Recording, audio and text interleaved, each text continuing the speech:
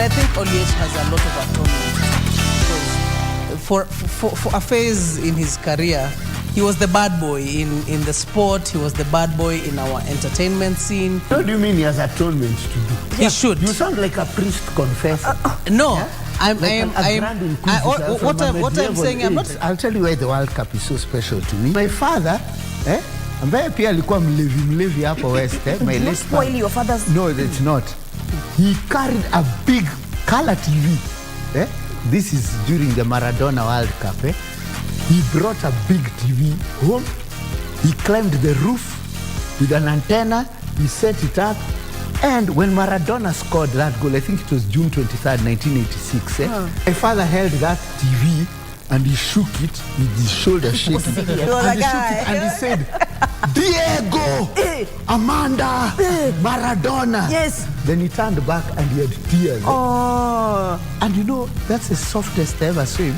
And I think I fell in love with the World Cup that day. And I thank KBC again, as you have been doing across the weeks, but sincerely, for bringing it to Mashinani for free to Kenyans.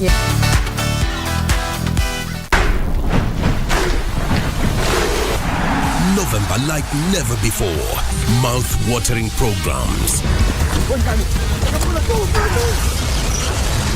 Maza takes a break, and in comes football extravaganza.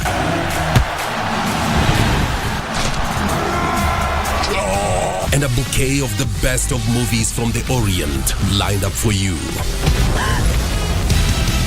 Oh yes, November 2022 is like never before.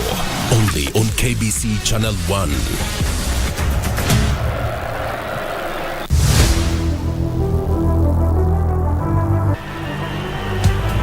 Will go for it and score! An inspirational moment from Toni Kroos. Well, when they're down, when they are tested, they find a way to win.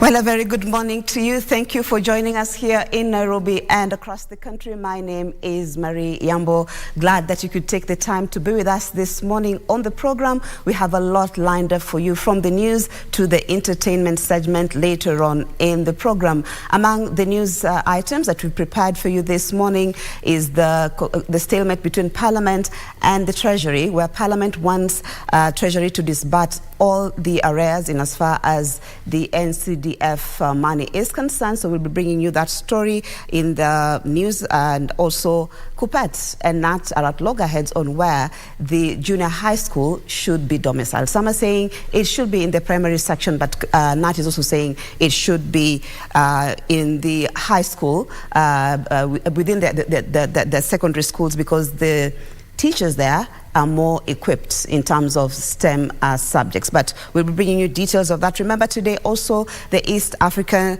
Legislative Assembly, that is IALA, voting will be happening today. And so the nominees will know their fate by the end of today. Not forgetting the story that has really made a lot of headlines on social media and even in the media houses here in Kenya and across the globe. And that is the story of the baby elephants, or at least the orphaned elephants.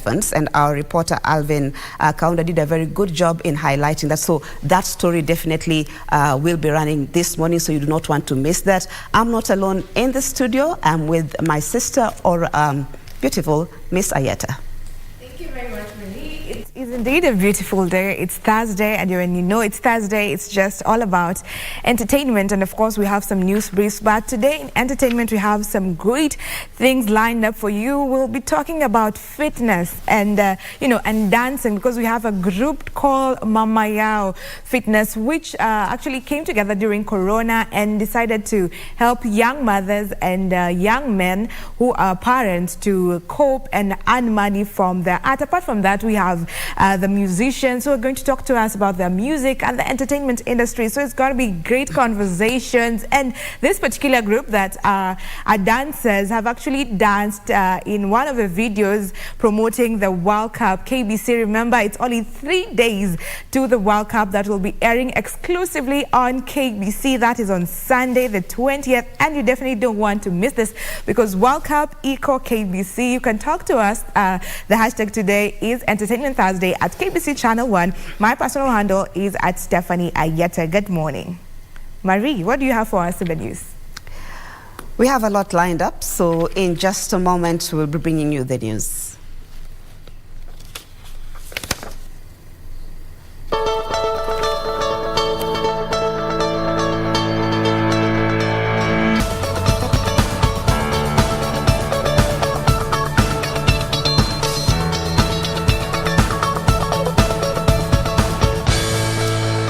And we start with that unfortunate incident in Kasarani, where details are now emerging that the developer of the collapsed building in Kasarani that claimed 3 lives ignored a number of stop orders.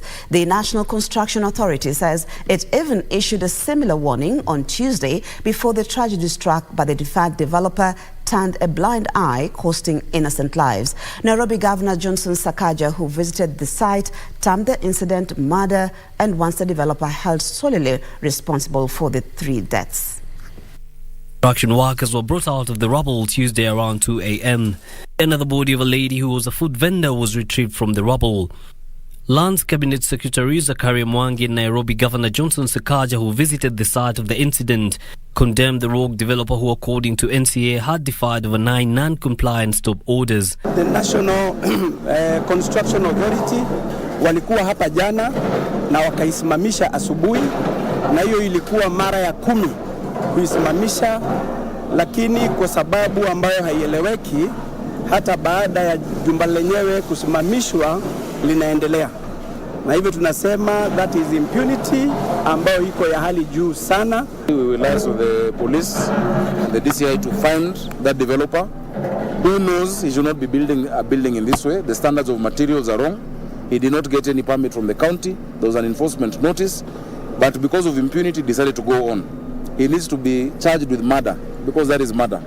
National Construction Authority Executive Director Engineer Maurice Okech said they had previously arrested 3 persons over non-compliance of the collapsed building. Only yesterday, officers from NCA, while conducting random inspections, issued another stop order which was ignored. We'll continue enhancing the charges so that at least action can be taken, and we hope justice will be meted on this particular development. We want to work with everybody so that we can stop this impunity, this ignorance and impunity, that ignoring the law. We're advised to stop a building, and yet we are continuing. For every 10 sites we visit, there is about 30% or 3 out of 10 that are not compliant. Maneno ya kueleza watu wawe na awareness vile maneno inaendelea, sababu tukiendelea hivi tutaendelea watu wataendelea kupoteza maisha yao. Once you are instructed not to do by a government agency, alafu unaendelea kufanya, basi we want to know who you are. Wewe una nguvu gani ambayo inashinda serikali? Already we have changed our technical approval committee in Nairobi County. We'll be issuing the new names today, and we're conducting an investigation. If I find any officer from Nairobi County having been culpable at any point, they will go home and they will be charged. Area Deputy County Commissioner Kamau Maina called on the area residents to volunteer any information that may assist in hastening the rescue efforts at the site, even as he urged those living in nearby apartments to vacate. The rescue efforts, being jointly conducted by Red Cross Society of Kenya, St. John Ambulance and KDF Disaster Response Battalion, among others, has seen 16 people evacuated. 6 other people who suffered injuries are recuperating at the St. Francis and Kenyatta National Hospital. A psychosocial support stand has been set up at the scene to help. Rogue officers setting up non-compliant projects such as this one and while at it endangering the lives of Kenyans have been put to notice that their days are numbered and they will face the full force of the law.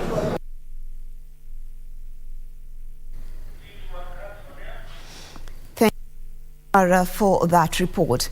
The two giant teachers' unions in the country, the Kenya National Union of Teachers, NAT, and Kenya Union of Post-Primary Teachers, KUPPET, have clashed over whether or not the junior secondary school should be domiciled in primary or secondary school. While NAT holds that grade 6 should be domiciled in primary schools, KUPPET argues the country has already put in place requisite infrastructure to accommodate the grade 6 learners in secondary schools. Ruth Wamboy has that report. While curtains came down on the public participation of the Presidential Working Party Task Force, headed by Raphael Munavu, the two giant teachers' unions in the country, KNUT and KUPPET, have made public their recommendations on which way grade 6 should go, and they appear to be reading from different scripts. We have a very comprehensive proposal and recommendation that junior secondary, that is grade 7, 8 and 9, should be domiciled in primary schools. The contention of KUPPET headquarters is that junior secondary school is a secondary school curriculum, and in that respect, it is best placed in the secondary school. On his part, KNUT Secretary General Colin Soyu said grade 6 learners were too young to transit to secondary schools.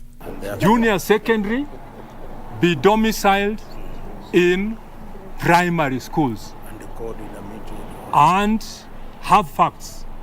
Our facts are there. On the other hand, KUPPET SG Akelo Misori, however, argued that teachers in secondary schools are best placed to handle the junior high school curriculum. Because when you look at even the teachers in primary schools, majority of them may not teach the STEM subject, that's the science, technology, and the mathematics subjects.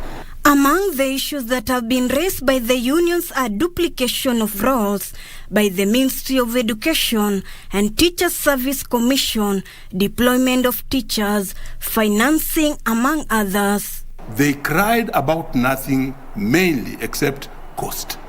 So it's cost, cost, cost. That's what you need to address. And who addresses? Government. We really need to conform with the world practices. But above all, this could be the real beginning of removing the boarding schools. Because world over, the boarding schools are not working really. The CBC task force now has to relook on the concerns raised by education stakeholders as it prepares its document for incorporation. With the CBC task force now engaging teachers' unions, the big headache now lies: where will the junior secondary school be situated? Will it be in primary or secondary schools? Ruth Wamboy reporting. Now, Kenya Kwanza has settled on the 5 nominees for the East African Legislative Assembly ahead of today's voting exercise by both the Senate and the National Assembly. Among those picked for the Iyala jobs include former Mombasa Senator, that is Hassan Omar, former Nandi Women Representative, Member of Parliament Zipporah Kering, former nominated Member of Parliament David Ole Sankok, and former URP Secretary General Fred Muteti, and former nominated Senator Falhada Deko Eman. Hours before senators and members of the National Assembly got to the ballot to elect the country's Iyala representatives, the Kenya Kwanza Party has picked 5 nominees for the East African Legislative Assembly. During the Kenya Kwanza Parliamentary Group meeting chaired by President William Ruto on Wednesday at State House, Nairobi, Kenya Kwanza settled on 4 members of parliament and a URP ally for Iyala slots. The 5 nominees include former Mombasa Senator Hassan Omar, who unsuccessfully contested for Mombasa governor seat, former URP Secretary General Fred Muteti, who served as Ruto's campaign coordinator for Southeastern region, in the August 2022 presidential election also made it to the list. Others picked for Yala jobs are former Nandi women representative Zipporah Kering, former nominated Member of Parliament David Ole Sankok, and former nominated Senator Falhada Dewo Iman. The 5 nominees will be the Kenya Kwanza candidates in Parliament on Thursday, when the MPs are expected to take a vote. Kenya Kwanza are entitled to 5 slots, while Azimio is entitled to 4 slots. Now, a middle-aged woman in Kahawandani, Ruiru Sub-County, Kiambu County, is seeking justice after her 8-year-old daughter was defiled by a university student on Monday this week. According to the mother, the university student has been defiling pupils at Kahawandani Primary School by luring the unsuspecting minors with goodies and money. Anguish, fear and distraught from this mother's face.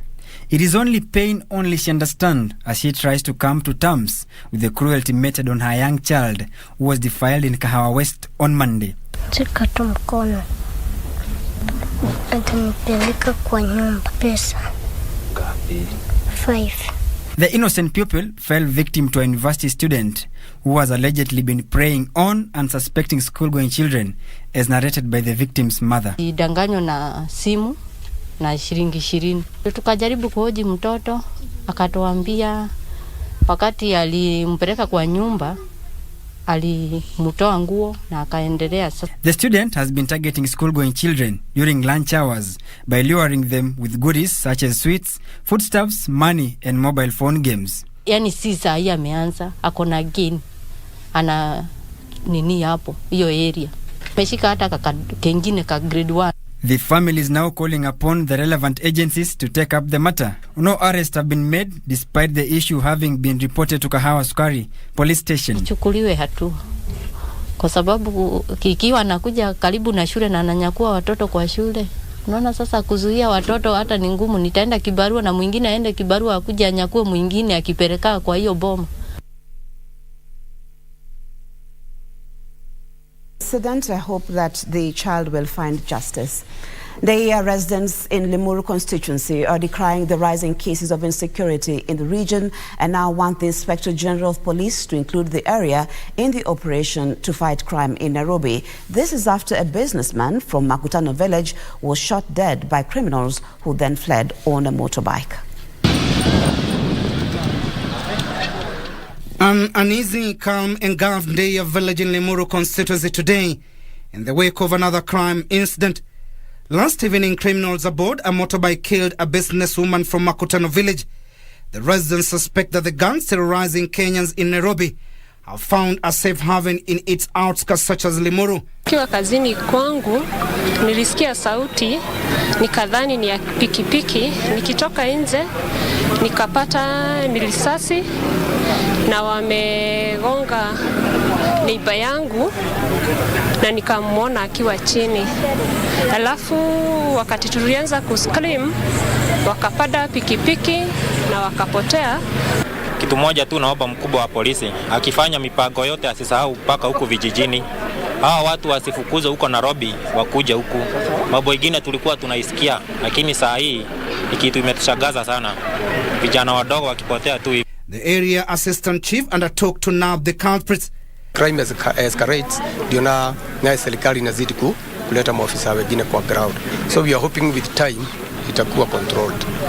Elsewhere, 2 security guards, aged 65 and 66 from Kakamega County, are fighting for their lives at the Kakamega General Teaching and Referral Hostel after being attacked by assailants while on duty. Area leaders condemned the incident and called for security personnel to hasten investigation and bring the culprits to book. Sisi tunataka bwana governor ambaye alipigiwa kura ako kwa kiti, Mheshimiwa Baraza Fernandes, ukae chini na ministry ambayo ina deal na mambo ya usalama na enforcement. Tuhakikishe kwamba ile ulinzi ilikuwa inapeanwa na askari wetu ambao ni enforcement officers hata kama utaongeza. Finally, security agencies have intensified security patrols across the coastal city of Mombasa and its environs as the festive season and New Year celebration draw closer. Mombasa County Commissioner John Otieno asked residents and visitors to be vigilant during the festive season, even as the government scales up security measures. Lazima pia tutaendelea kushirikiana zaidi na wananchi. Hali ya usalama haiwezi kuimarika bila kuhusisha wananchi. Kwa hivyo nataka nihimize wananchi waweze kuungana nasi na kikosi cha usalama katika kaunti hii ili tuweze kudhibiti hali ya usalama katika kaunti ya Mombasa. To matters environment conservation, and Kisumu County has embarked on a tree planting initiative that will see at least 3 million trees planted in the next 3 years. An initiative dubbed Kisumu Greening Initiative. Kisumu Governor Professor Anyang' Nyong'o says the program, which will also incorporate the private sector, will see the 10th day of every month dedicated to tree planting in the Lakeside County. Wycliffe Okech brings us details of that story. Kenya is among nations bearing the brunt of climate change, with the drought situation the worst the country has experienced in 40 years, leaving approximately 4 million Kenyans facing starvation. And as COP27 continues in Egypt, with the aim being to adopt resilient adaptive measures towards climate change, the leadership of Kisumu County is embarking on a tree planting initiative seeking to increase the county's tree cover from the current 18%. You know that global warming means the globe is warming. There is more heat than we need. So we need to cool it. And the best way to cool it is plant more trees. According to Governor Nyong'o, the Kisumu Greening Initiative, which also incorporates players from the private sector, will involve ward administrators in ensuring that the 10th day of every month is dedicated to tree planting. So in this county, we have taken this bold step. We have organized the county in such a way that every neighborhood in the city will be planting trees on the 10th and looking after them. In the countryside, village councils and village administrators with the primary deliverer of this project and the ward administrators. And we ask every responsible citizen of Kisumu County to know that it is not just for the Kisumu government saying so, but you as a citizen must have the responsibility of fighting global warming by planting trees. You know, climate change is real. Nobody is now talking about how to curb climate change. It is about resilience and adaptation. Our biggest goal is create sustainable way of providing the seedling. So our goal is actually to grow over 1 million seedlings that we will give to communities. The governor noted resilient adaptation to the changing climatic patterns requires collaborative efforts of both levels of government, even as he urged Kenyans to make environmental conservation a personal initiative. Members of the National Assembly have dismissed a plan by the National Treasury to disburse 2 million shillings to the National Government Constituency Development Fund on a weekly basis to offset disbursement arrears. The members, who last week sought a statement from the Treasury Cabinet Secretary, that is Njuguna Ndung'u, on the status of the funds, termed the proposal as non-committal and in bad faith with regard to the essence of the fund. Ndung'u cited various factors that have led to the delay, including the court case on the fund that he says has not received any legal advisory from the Attorney General. The push by members of the National Assembly for the release of the delayed 44 billion shillings NGCDF fund continues as legislators rejected Treasury's proposal to release the funds in phases. The National Treasury commits to disburse Kenya shillings 2 billion to the NGCDF every week, effective the week starting 21st November 2022. In response to queries on the delay that dates back to July 2022, CS Treasury Professor Njuguna Ndung'u cited the transition in government, additional government expenditure such as on fuel and drought, and the Russian war as factors that caused the delay. CS Treasury Professor Njuguna Ndung'u also says he lacks legal advisory on the tussle over the fund. The idea that the CS National Treasury is still seeking some advisory opinion from the Attorney General on this very straightforward matter is basically to take this House in circles. It's a circus, Mr. Speaker. And therefore, I want this House to stay firm. Aggrieved by the response, lawmakers have vowed to stay firm until the fund is released in totality before proceeding for the long December recess. Treasury has no reason at all, zero at all, majority leader, to delay up to today. There is no reason. Let them release funds and let them not talk about 2 billion. There is an Appropriations Act, and therefore they are not going to disburse funds illegally. Kotini ilirule kwa kesi ya 2013, act ya 2013, sio 2015. Na hakuna mtu ya kutafuta ati decision ama opinion kwa kitu yenye hijaruliwa upon. I think these people can appear in person before this committee urgently. We are able to summon them. Indulgence. Mr. Speaker, I am requesting that if need be, Parliament must down their tools because, Mr. Speaker, this is ridiculing Parliament also in one way. We can stop business until and unless the NGCDF funds are disbursed. And let nobody think that they can intimidate us.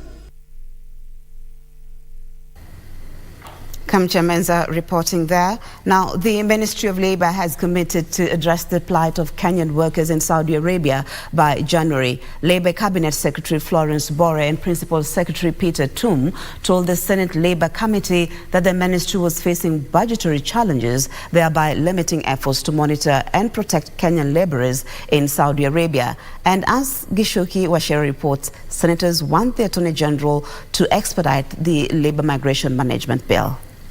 Officers, because the government officers. Senate's Labour Committee invited the leadership of the Labour Ministry to spell out specific measures the government was employing to protect Kenyan labourers in Saudi Arabia.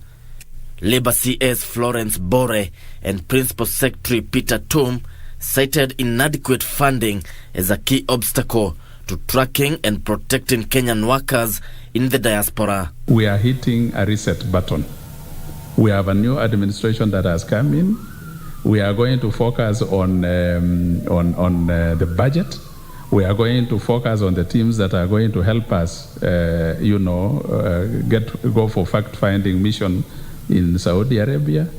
And I think by January, February, we will be having answers for all these questions.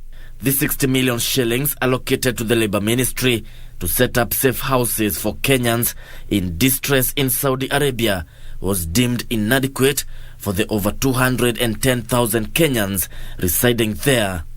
Countries that take their citizens seriously will know where each citizen is outside the country and what they are doing, so that in the event of a distress and there will be need for evacuation, they know how they will evacuate people, where they evacuate them from.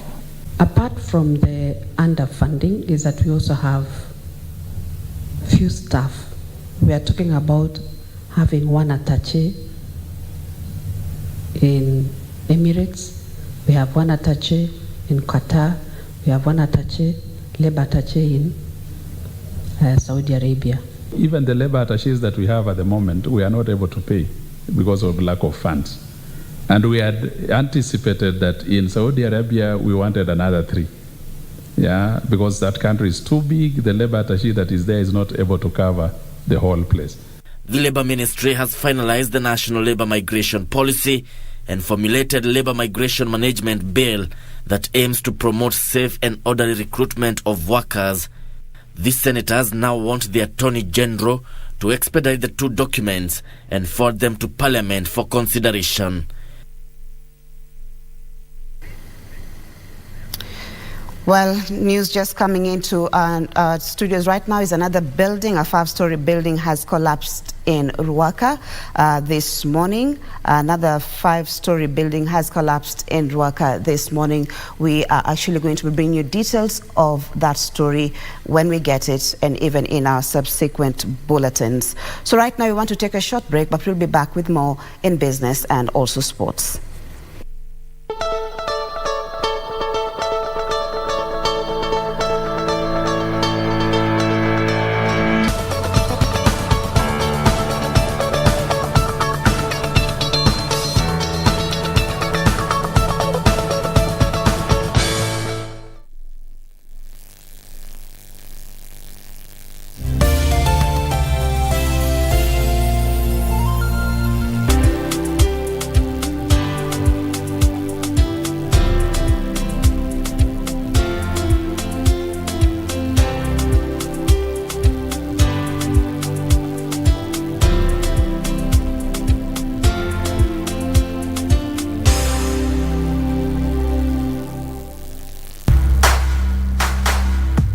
purpose of a trip to America.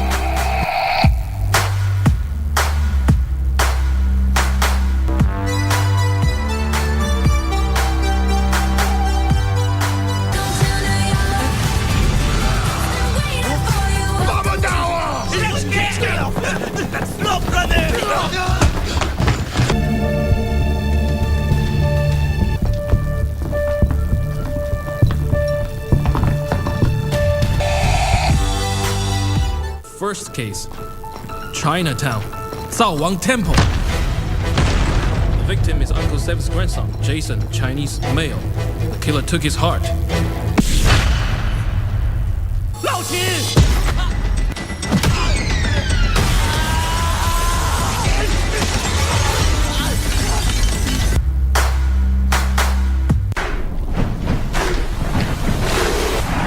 November like never before. Mouth-watering programs. Maza takes a break, and in comes football extravaganza.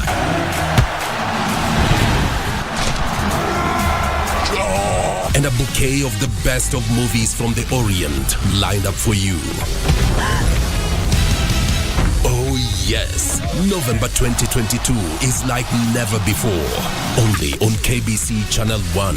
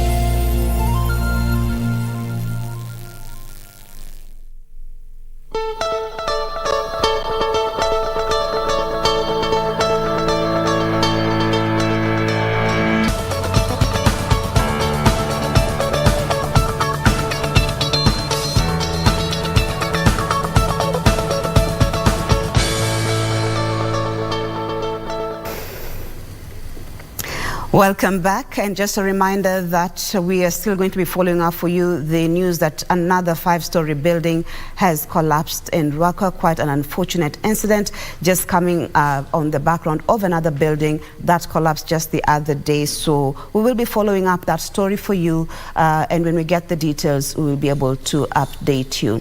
So moving on with the news, and Kenya is structuring a roadmap for ensuring inclusive education for people living with disabilities. Principal Secretary in the State Department of University Education and Research, Ambassador Simon Nabukwesi, noted that although the private sector had made progress in ensuring children living with disabilities access quality, inclusive education, the public sector is lagging far behind. It's very much gifted. The 3-day First Special Needs and Inclusive Conference, organized by Africa Special Needs Network at the Kenya Institute of Special Education, KISE, intends to formulate a clear plan to guide stakeholders in ensuring a better inclusive education system for people living with disability in the country. I want to thank private schools for pioneering the idea. This is the conference even organized by them, supported by the Kenya Institute of Special Education. But it is their idea. They are pioneering the idea that is important to empower every child in our society. Lauding efforts made by non-governmental, local and international organizations in provision of special needs education in the country, Principal Secretary, State Department of University Education and Research, Ambassador Simon Nabukwesi, however, says the system needs an overhaul. The laws are well thought out, well written. The shortfall comes in when it comes to implementation. We look at some things and we keep postponing them. That procrastination is our character that holds us back. Stigmatization of disability and lack of early detection of disability were blamed for illiteracy afflicting people living with disabilities. Identification of disability is a complex process. You may not be able to tell that somebody has a disability by just looking at him or her. And that's why the government in its NEMIS and a forthcoming activity that the ministry and KISA are going to conduct will be able to establish exactly the number of children with disabilities. Our goal is actually to start talking about inclusive education and find ways together as a collaboration on how can we make it successful in Kenya. And that's why we are calling it Ubuntu. Ubuntu means we are together. It's a community-based philosophy. The government says despite the big number of children with disability in the country, only 300,000 of them were enrolled in different learning institutions.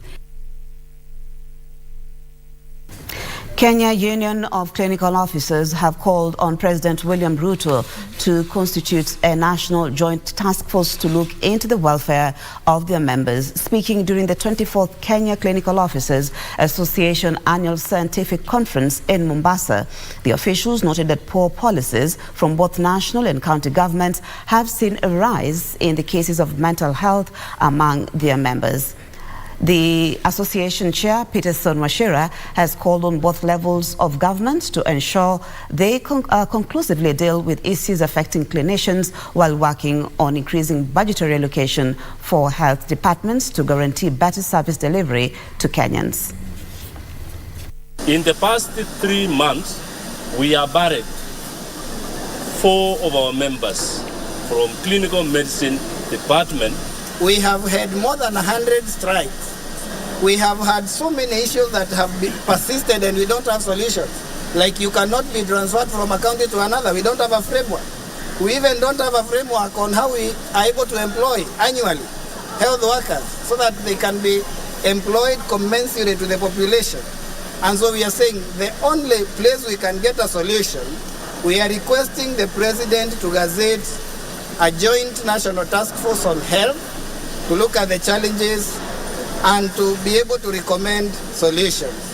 Enough resources should be given into health so that we can be able to sort out all these myriad of problems that we have. Of course, the other thing is that we also want to push harder to have more resources come from the national government, that is from the Ministry of Health, into the counties, because the health is a devolved function. This one has not been happening, and I think it's a high time it happens.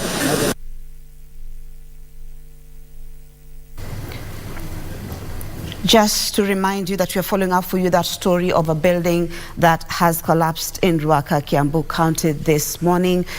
Some of the details that we've collected this morning is that the building has actually collapsed, but on an adjacent building which also has occupants. So our reporter is on the ground and will be bringing you details of that story when we get it.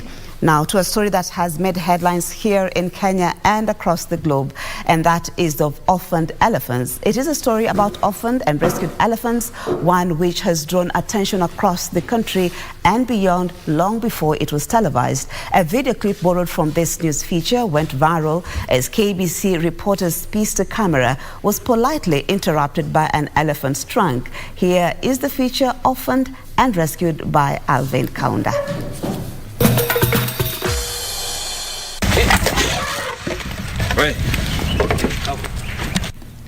Just like you and I, they too have got names. Welcome to a special home for the elephants. Not an ordinary home for ordinary jumbos. This is where orphaned baby elephants find solace, the much needed peace of mind. Each one of them is a story.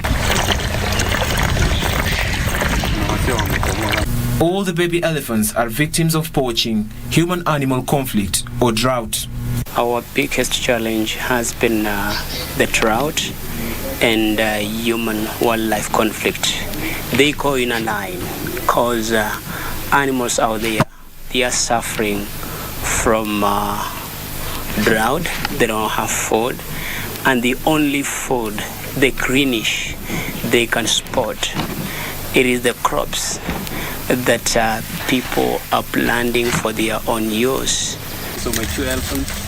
At the heart of Nairobi National Park, the world's only national park within a city, lies the Sheldrick Wildlife Trust. Home to more than 100 orphaned elephants, the Trust works closely with the Kenya Wildlife Service, the Kenya Forest Service and local communities to secure safe havens for wildlife through the effective management and protection of ecosystems and wilderness areas in Kenya. So we need more people to come to board. We need more school children. We need more conversation, because at the end we also need funding. Without funds, the animals cannot survive. They need milk. The milk is not manufactured here in Kenya. Since inception 45 years ago, the Sheldrick Wildlife Trust has successfully raised up to 316 elephants. Most of the orphans currently in this nursery are victims of the current drought that has impacted both human and wildlife. It is a goal. It is nature. You have to have that big heart, because it's not an easy job. You have to give in your life. It's a life-giving job. We go out there to rescue them from the wild. Some of them, they are in a very devastating condition. Some are good as dead. And we will want them all to survive. But not all that we bring in will survive. Some of them have already given up on life. And you will imagine you're wasting all your time to go out there to go rescue them with an intention of giving them a second chance to survive.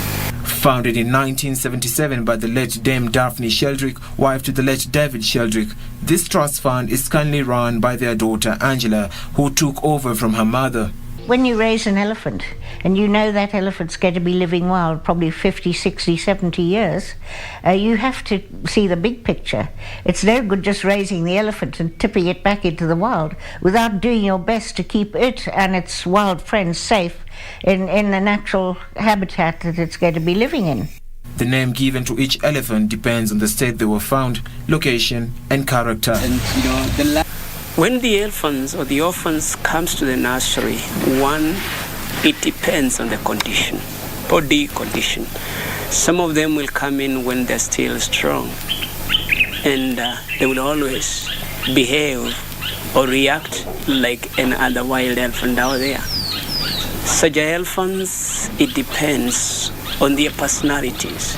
Some are so quick to forgive, some are so quick to forget what happened to them. Some have encountered rowdy human beings. They have even wounds, they are nursing wounds, spear wounds that was inflicted by these human beings. They all live in individual enclosures with individual caretaker who rotate and switch enclosures to avoid the animal building an attachment to individual caretakers. Since elephants are not solitary creatures, they need the caretakers to literally sleep with them under the same roof overnight. After the elephants are taken care of and are of age, they are usually transferred to the Savo East National Park and Kibwezi reintegration units, where they currently have over 100 elephants and more than 30 in the nursery who are still milk dependent. For the orphans, will always be fed on a very special baby human formula at allowance of after every 3 hours around the clock 24/7. When Daphne started the organization, she however faced challenges with the feeding program for the orphaned elephants. Elephant milk has very low fat content, but she however perfected the milk formula and necessary husbandry for infant milk dependent elephants, discovering that coconut oil was the nearest substitute for the fat in the elephant milk. This was done after a very long 28 years of trials and errors, and since she came up with this formula, so many of these orphans have survived and gone back into the wild. The Sheldrick Wildlife Trust runs solely through charitable donations and adoption programs where Goodwill, Well Wishers and other organizations help in funding the project. Just like humans, elephants are family-oriented and they live in groups, and leaving elephants in solitary confinement can lead to stress for the elephants. Over 40 years, the former orphans of the Trust's rehabilitation program have given birth to more than 25 wild-born babies. The current drought in Kenya has resulted in the death of 205 elephants. It is said charity begins at home. And for these young orphaned elephants, this charitable foundation is what they call home. It is the place where they discover and are taught life's lessons, experience love and grapple with loss. And even for millions of other species, home hangs in the balance. human actions are destroying habitats, decimating our entire ecosystem and disrupting the circle of life. And with the rise in drought cases, it is up to us to be guardians of our own natural world, save our wild species, and provide a home for not only our elephants, but for all creatures who have lost their own. It is not a mission of a moment, but of generations, and that is why organizations like the David Children Wildlife Trust is working hard to face today's threats and prepare for tomorrow's challenges. It is a monumental task, an exercise of perseverance, a labor of love, and most of all, to preserve the place where all things began. After all that life has is just one home. Reporting for KBC Channel 1, I'm Alvin Kaunda.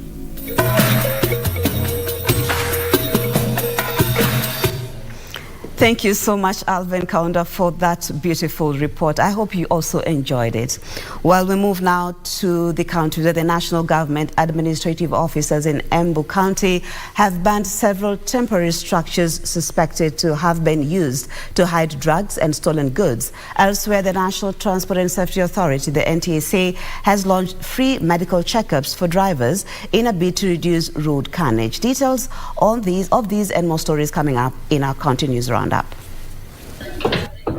Speaking at Karingari Market, where several iron sheet and wooden sheds were brought down, Nembure Assistant County Commissioner Abubakar Noor said the structures had become hideouts for criminals. Kuna watu wanauza bangi katika hizi vibanda, wanazitumia hizi vibanda kama pia mahali ya kuweka vitu ya wizi, na ndio maana tumejitolea ofisi ya Assistant County Commissioner Nembure pamoja na chiefs wa Gaturi South, all of them are with me here. Tukasema tubomoe na tukaweza kuzibomoa na tukazichoma. Elsewhere, the National Transport and Safety Authority and Monoline Services Limited have launched a free medical checkup for drivers as a measure to reduce road carnage during the festive season. Tunataka kuweka umuhimu wa usalama barabarani, na tungependa wakibeba abiria wenyewe anakuwa na confidence ya kwamba wanabebwa na driver ambaye ako na afya. In Samburu, drought mitigation efforts have received a boost of 9.1 million shillings from the Northern Ridgelands Trust. Samburu County Governor Lati Lelelit lauded the gesture, saying it will help cushion needy residents from the ravaging drought. Tumefurahi sana that NRT wametusaidia kujua njia ya kuuza tu carbon, alafu watu wetu wanasoma, watu wengine wanaenda shule, na hii ina supplement kasi mingi ambayo county government ingekuwa inafanya. Meanwhile, Kenyans have been urged to diversify food production mechanisms to mitigate the adverse effects of drought. Kenya Nutritionist and Dietitian Institute's Chief Executive Officer Dr. David Okeyo recommended edible insect and drought-resistant crop as an alternative food sources that can be produced more sustainably. We are struggling with hidden hunger, which is micronutrient deficiency. We think insects would be alternative source of protein and those particular trace elements that we need in Kenya. In Kisii County, Executive Committee members have been called upon to embrace collective responsibility, accountability and sacrifice in their new assignments. Kisii Governor Simba Arati, while at the swearing-in of the members, challenged them to live up to the electorate's expectations. To our new CECs, I urge you to remain loyal to the oath of office you have just taken and work towards delivering on the promises we made to our people as contained in my manifesto. Finally, the United Nations Educational, Scientific and Cultural Organization UNESCO, in conjunction with the Korean government, have reiterated its commitment to expand its horizon for the Better Education for Africa's RISE project. African countries have in turn been urged to focus on technical vocational education and training as frontiers of economic transformation. We are still keeping tabs on that unfortunate incident this morning in Waka, where a 5-story building has collapsed. There are fears that there may be injuries because the building has actually collapsed on an adjacent building which had occupants in it. We'll be bringing you that story as soon as we get the details. Just remember yesterday, another building collapsed in Kasarani, and so it is quite an unfortunate incident there.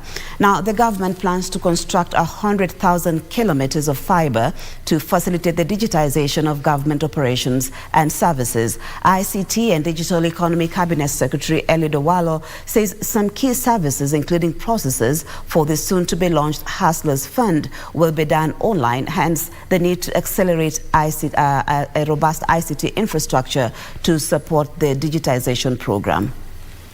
The government has earmarked the digital space as the focal point for the operationalization of the 50 billion shillings Hustlers Fund. ICT and Digital Economy Cabinet Secretary Eliud Owalo says disbursement and repayment of the fund to be launched next month will be done online. We are going to leverage on technology to do both the disbursement and also the repayment. Yeah? It is not free money. So you disburse and then also, just like any other financing activity, only that they'll now be able to access it at, I don't want to call it interest, an administrative cost that is way below the prevailing market rates or the prevailing bank rates. The government plans to digitize 80% of its operations and services on short-term plan and construct 100,000 kilometers of fiber to support the digitization process. To be digital platform-based, so that we are not focusing on physical movement of goods and services, but leveraging on technology to access goods and also pay for the goods and services that are taken to the market. Players in the ICT sector are calling for a lasting solution to internet fiber cuts, especially during road construction or laying of the water and sewerage piping systems. We want the government to also look at fiber optic cables as critical infrastructure. When the constructors are building roads, we need to be compensated also. Every year, thousands of pressed men and women converge to cover one of the most important meetings of our time, the Conference of Parties, or COP. One man has been in charge of planning and overseeing the development of media centers in the last 17 conferences. He is a proud Kenyan, a former producer with the Kenya Broadcasting Corporation, and his name is Tim Davis from Nairobi. O'Brien Kimani talked to Davis at the ongoing COP27 about what it takes to execute such a Herculean task. Let's get the details. Designing and helping to put up a media center at COP27 is not a joke. But there is one man who has mastered this art, and his name is Tim Davis. And you know, the fun part of it, he is a Kenyan, and he's joining me to share with me his success story. Thank you very much indeed, Tim, for joining us here. I want to find out from you why you're here. It's a pleasure. I'm involved right from the word go. I help to design the media center. I have to anticipate what media may come to this event and what accommodation they will require. The media center at COP27 is a masterpiece of a mega newsroom. With the reporters scripting, camera people shooting, and video editors packaging stories, this is the epitome of a modern newsroom. This year, more than 4,000 press people descended on the COP27 in Egypt, a country where media is heavily controlled by the state. And just like the last 17 climate conferences, one man was in charge of designing and overseeing the media center at COP27, and his name is Tim Davis. I'm proud to be Kenyan, of course. I've lived in Kenya all my life. I've worked in Kenya. I don't intend to ever go anywhere else. Kenya is my home, so I'm proud to display the flag. Davis has amassed enough wealth in creating a conducive working environment for journalists, having worked with the Kenya Broadcasting Corporation as a producer in the past. I was invited to help UNFCCC to manage KBC, who did the broadcasting, and to manage the media who were there. And I obviously must have impressed some people, because the following year they invited me to the next COP, and I've now been going to every COP ever since. He tells me that his satisfaction is when media can file their stories with ease and meet the strict story filing deadline. Wary of his age and the knocking frailty, Davis says he has 3 more COPs to plan before he retires. As I plan to leave the job, I will have to take on some assistant who can shadow me for maybe 1 or 2 years so that my job can continue. He says his recipe for success has been discipline, dedication, and commitment to duty, which has earned him the trust of the United Nations big shots around the world. From Sharm el-Sheikh, I'm O'Brien Kimani. Thank you, Brian Kimani, for that story, behind-the-scenes story that we don't really get to see when it comes to these kind of conferences. Now, let's shift gears to the sports news, where France forward Christopher Nkunku has been ruled out of the World Cup after sustaining a leg injury in training on Tuesday. And Eintracht Frankfurt attacker Randal Kolo Muani has replaced Nkunku, having been involved in 20 goals in 23 appearances this season with reigning Europa League champions. Defending champions France will face Australia in their first Group D match. The FIFA World Cup finals will be broadcast live on KBC Channel 1 and all KBC's radio stations beginning on the 20th of this month through to the 18th of December 2022. The hashtag is World Cup Eco KBC.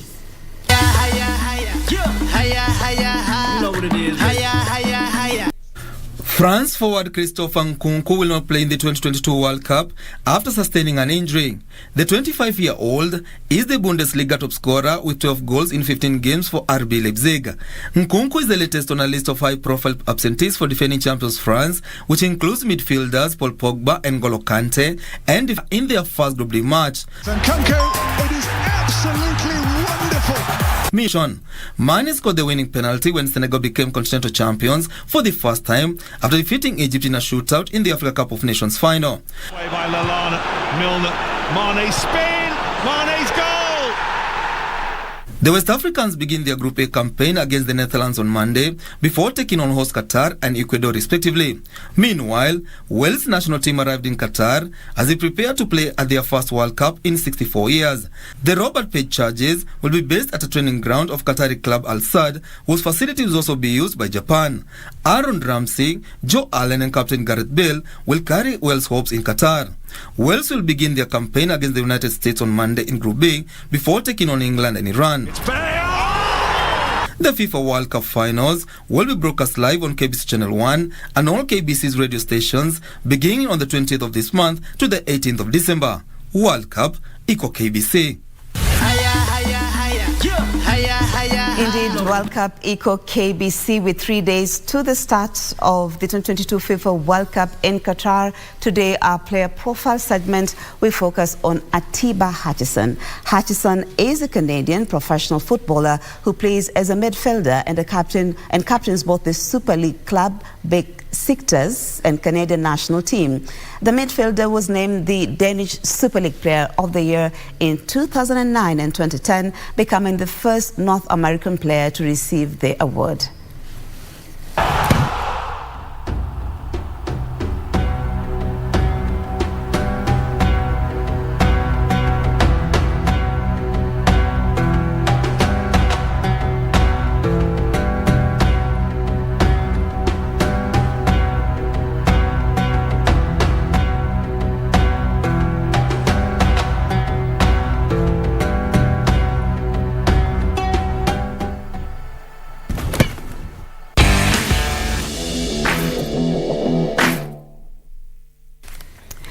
Well, that player profile brings us to the end of the news this morning and our first segment of Good Morning Kenya. But we have a lot more coming up in just a short while. Ayeta and I will be bringing you in the headlines, where we'll be sampling some of the news making headlines in our local dailies. So you do not want to go away. Thank you so much for your time. We will be back in just a moment.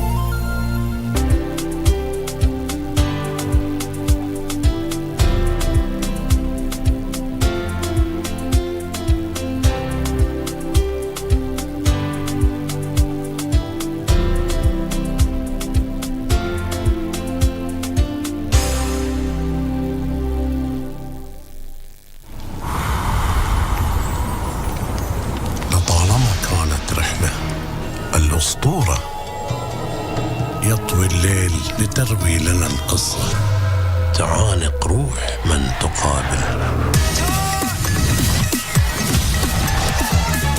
ومنذ بداية البطولة أسفرت لنا عن أبطال وأباطرة وملوك في خضم المعارك الملحمية وصدمات الجبابرة.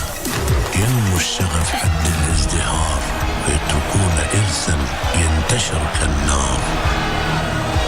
أثار الأقدام على الرمال ترشد الأسطورة إلى سرابنا الخلاب.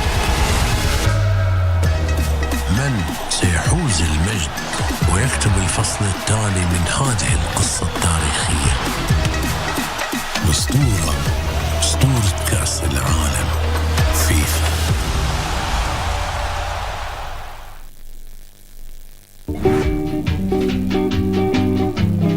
Alikuwa anapeleka watu World Cup. Nikashangaa, pia mimi naweza enda. Akaniambia kila mtu anaweza enda. Alaba na ulimi.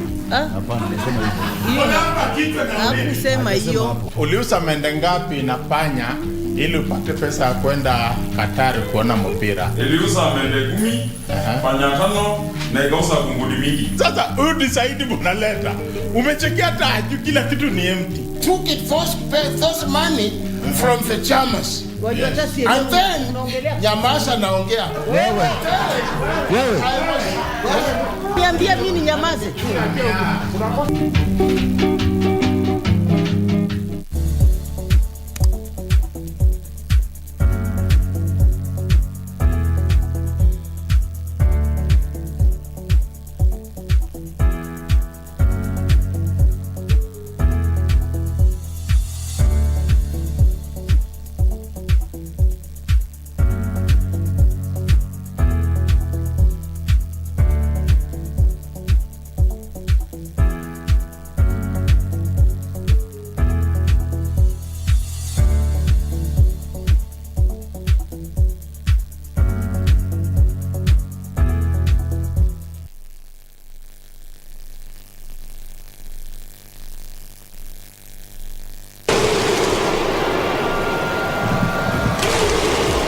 The spirit of human connectivity is sweeping across the world. It is a feast for the senses for over 3.5 billion viewers. This is FIFA World Cup Qatar 2022.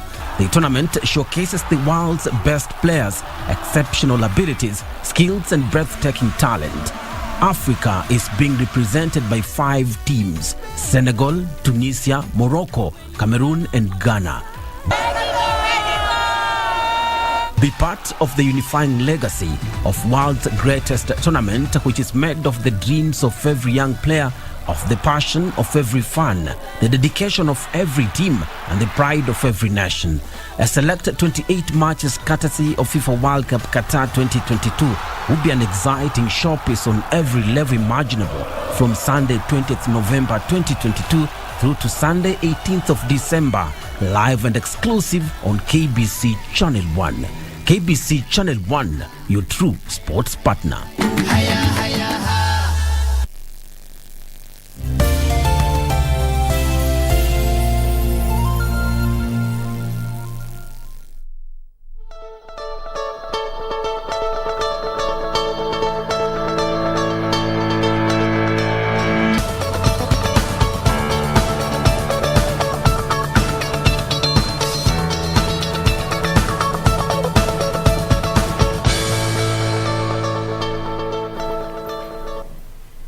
Welcome back. Thank you for staying with us. This is still Good Morning Kenya, and we are on to the newspaper review. So let us sample some of the dailies. I have 2 of them right here, and I'll start with People Daily to see what they have for us today. And what's making the front page is Rorock's house over CDF billions.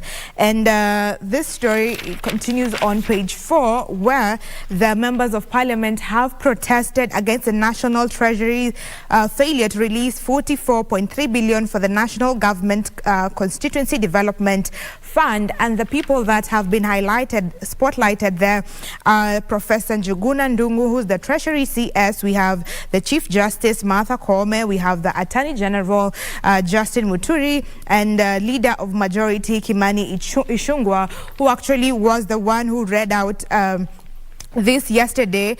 And The leader of majority here read a statement on behalf of the Treasury, faced the lawmakers' wrath when they told him off, saying his communication was not satisfactory because it only promised to have the 2 billion Kenyan shillings released once the Attorney General, that is Justin Muturi, give his legal opinion on the Supreme Court ruling that declared the 2013 CDF Act unconstitutional. So the legislators have threatened to boycott work and reject the supplementary budget until row with Treasury and AG office is resolved. So there is that on that matter. So we'll wait to see what will happen if the Chief Justice or the Treasury CS will have something to say on this. Still on the front page, GSU special unit to take on criminals.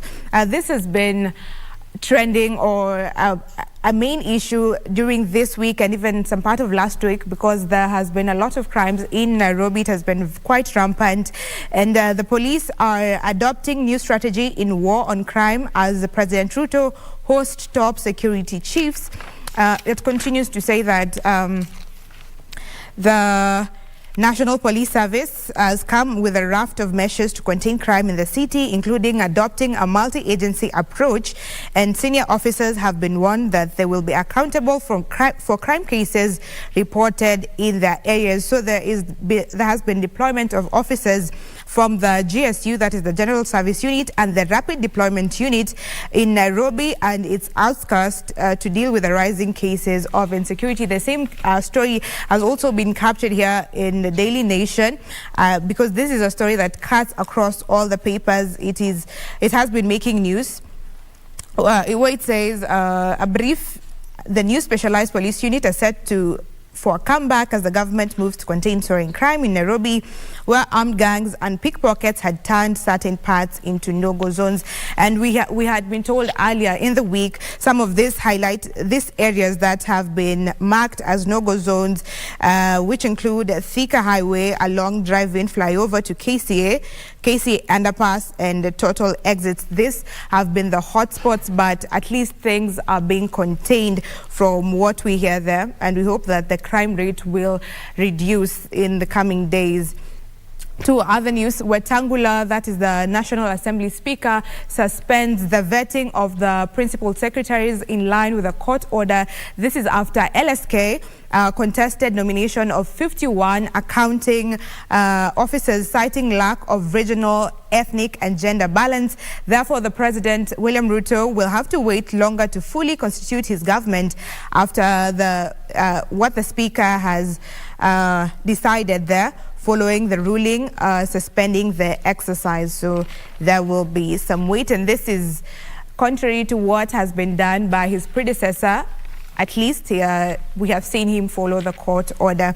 And still on the President, he brushes aside term limit talk at PG. Yesterday, the President asked MPs to prioritize development projects that have direct impact on the lives of Kenyans.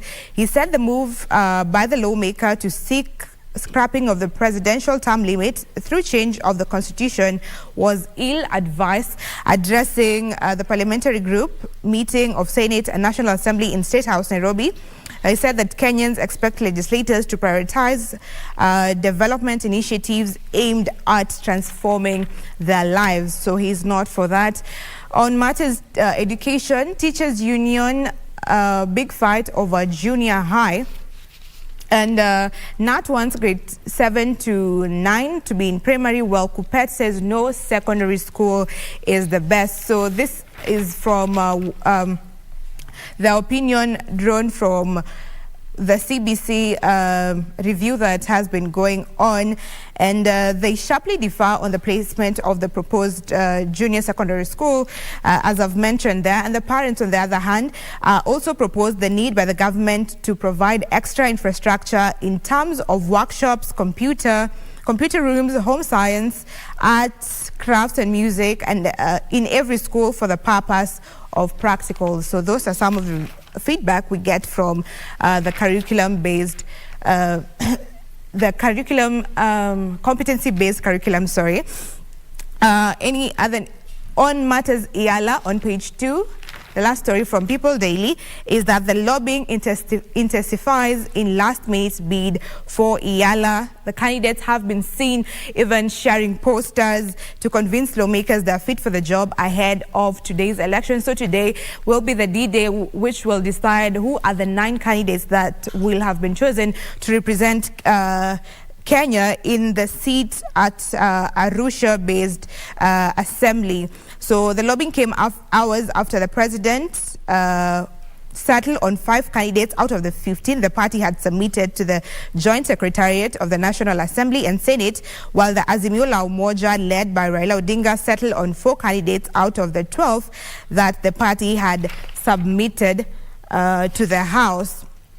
And it is being said from one of the papers here, this is Daily Nation, that President sets trap for Raila and Kalonzo in Iyala seat race, saying that ahead of today's vote for members of the East African Legislative Assembly, President William Ruto of Kenya Kwanza is waiting in the wings to reap from a potential fallout in Azimio, where the nomination of a daughter and a son of party leaders Raila Odinga and Kalonzo Musyoka respectively is causing unease. So we are yet to see how that will pan out. Today is the day, and even Parliament will be sitting early today from 10 a.m. just because of this particular exercise. So we will be keeping you up to date on that. On matters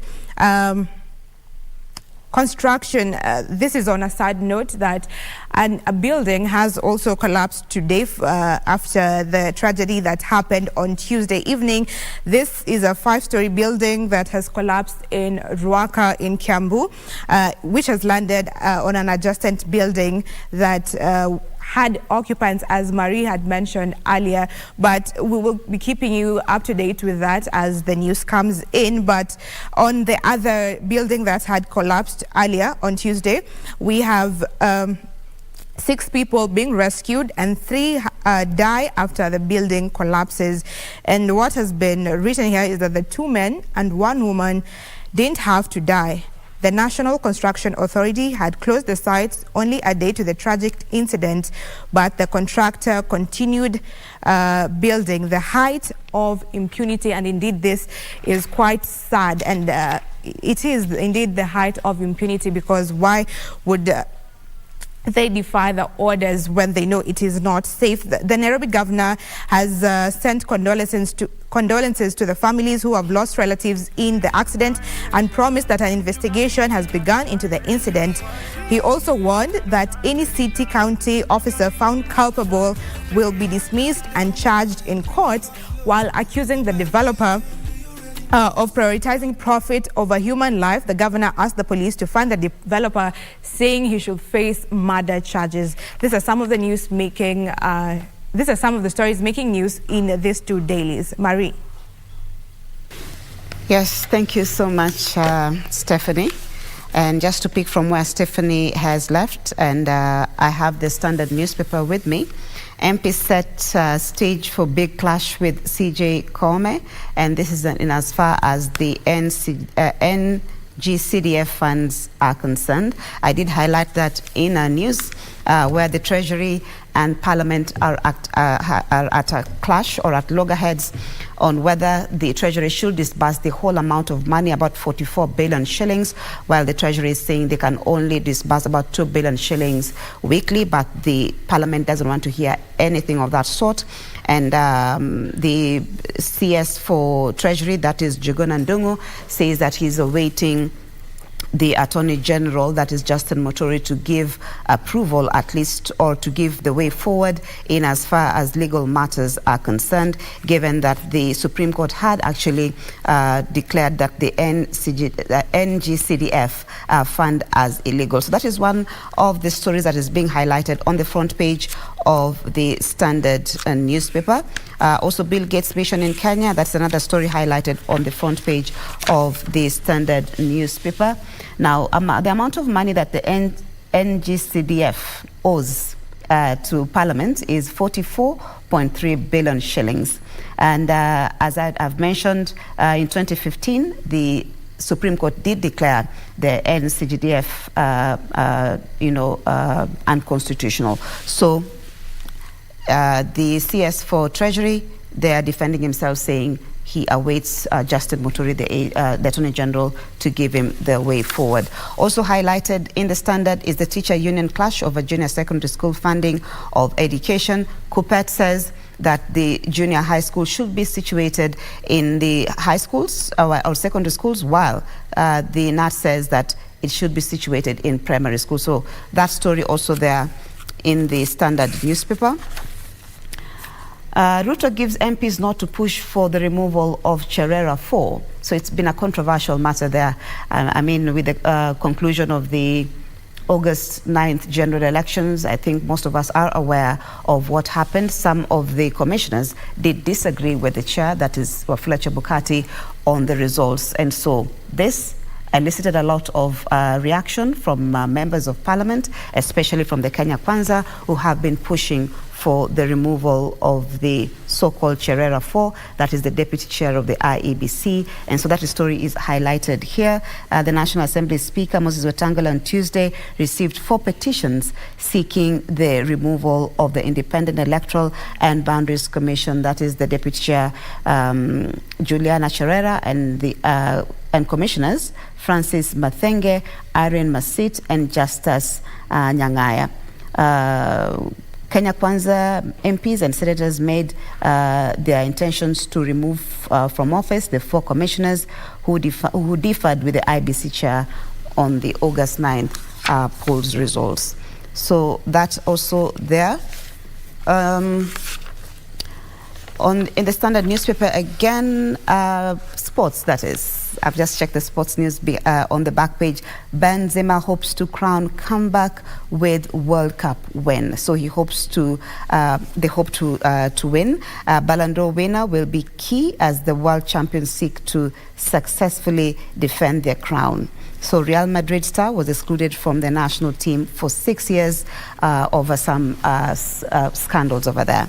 So that is the Standard newspaper. We look at the Star.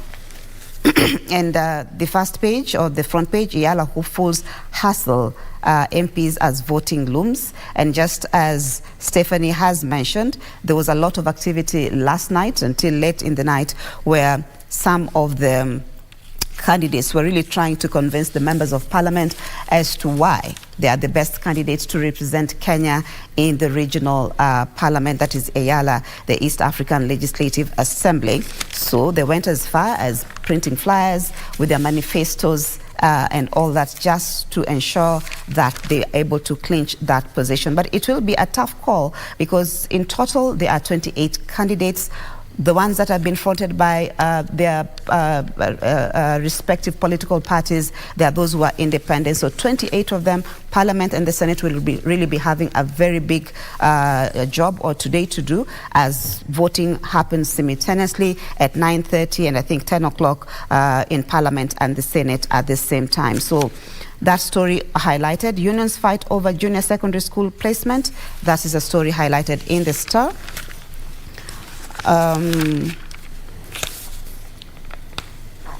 So Labour CS and PS reveal challenges state faces in protecting Kenyans in the Middle East. It's a story we also had in our news bulletin, and just emphasizing on budgetary allocation, which say is not enough for them to be able to facilitate Kenyans who are in distress in the Middle Eastern countries, especially in Saudi Arabia. So that is a story highlighted in the Star. 210,000 Kenyans are currently working in Saudi Arabia. The Treasury did disburse some money, that is about 6 million shillings in the current financial year, but the PS and the CS say that money is not enough, especially now that they have to build safe houses for Kenyans who are in distress in Saudi Arabia. So generally speaking, they're asking for more money to be able to protect Kenyans and even facilitate their evacuation if need be back in the country in case they find themselves in the wrong hands. So Police Boss Koome creates mental wellness department in the police force. I think this is long overdue, given that there've been several incidences where police officers either commit suicide, shoot one another, or something like that. So That is also a story highlighted in the Star, where the new police boss, that is Japheth Koome, creates a new creates mental wellness department. The new directorate has been created in the National Police Service, addressing rising cases of mental illness. It will be headed by the former Central Regional Police Commander, that is Manasseh Musyoka, to lead the department. The former police boss, that is Hilary Mutyambai, did actually give data on the number of police officers he termed as not fit to serve in the police force. 2,000 of them, he said, are not fit to serve in the police force. So that in itself puts the police officers and even members of the public at risk. So that is a good move by the new police boss, Japheth Koome, creating the wellness department to address issues of mental health. So, Ms. Ayeta, do we have anything else to add on to that? I believe we just wait for the entertainment bit of this, because I'm very much excited. Yes. I'm very much excited about the guests that we are going to have in studio, and they're going to perform for us some dance, especially in relation to the World Cup that will be airing on KBC, because they have done a video that has been going rounds on social media for this particular World Cup. So we're going to have them, and many other artists are coming on board. So this is the place to be. We're going to take a short break, and then we'll be coming back. Before you take the break, Ayeta, the name is very interesting. Is it Dancing Mama or what? Yeah, they call it Mama Yao, Dance and Flex. Yeah. So, but it's a group of men and ladies. So I am very curious on why that name particularly, but they are young parents that came together from out of COVID-19. They created the group, and they're earning a living out of it. So it's going to be an interesting discussion. Yeah, and again, just before we take that break, Stephanie, sad news again, this 5-story building that has collapsed in Ruaka. You know, it's really sad, but at the same time, a lot of questions, because I didn't just touch on it. There is a breakdown of when, can I say, the first building ever collapsed. I think it was in 1996, the Sunbeam building. Maybe you might not remember. You could have been very young at that time. But yes, there was a building that I think among the first major building collapses in the country, and we are still talking about the same issue until today. There is a gap somewhere. It's very sad, and yesterday Doreen was talking to 2 engineers that were saying that there needs to be a process, for engineers to be approved, the developers and all that, but people want shortcuts, and this is what it leads to, and it's very unfair to the citizens, because they are just innocent people who, came to live there, or people constructing your building. So you're putting others' lives at risk for the chase of profits, which is quite unfair. And I think legal actions need to be made, and policies that will ensure that this doesn't happen again, because it's not interesting seeing 2 buildings in the same week collapse in Kenya. We are past that. Yeah, exactly. And I mean, just within days, for that matter. So enough of the scapegoating, if there's a word like that, and enough of passing the buck. Heads need to roll, actually. Yeah. So even as Ms. Ayeta needs to continue with the Good Morning Kenya segment on entertainment, I want to thank you so much for keeping me company from the beginning of this program. And I want to wish you well over the weekend as I come back again on Monday. We take it up from there. My name is Marie Yambo. Stephanie, back to you. All right, so let us take that short break, and then we'll be back with more. This is the place to be. Hashtag World Cup Eco KBC.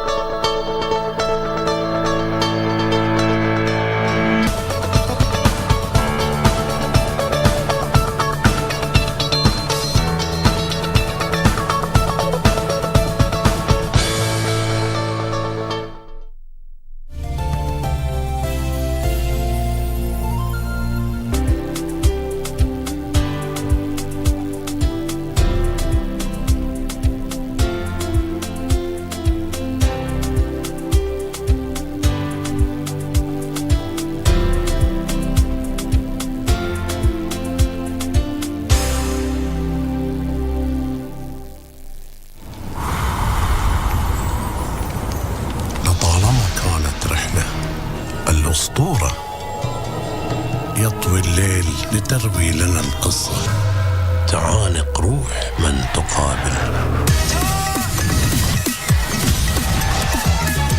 ومنذ بداية البطولة أسفرت لنا عن أبطال وأباطرة وملوك في خضم المعارك الملحمية وصدمات الجبابرة. ينمو الشغف حد الازدهار ويتركون إرثا ينتشر كالنار. أثار الأقدام على الرمال ترشد الأسطورة إلى سرابنا الخلاب. من سيحوز المجد ويكتب الفصل التالي من هذه القصة التاريخية؟ أسطورة كأس العالم فيفا.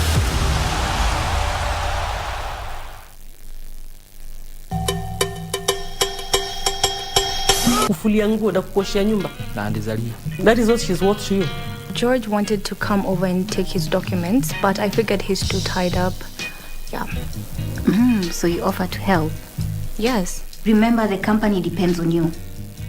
But... No buts. We even told you he's single.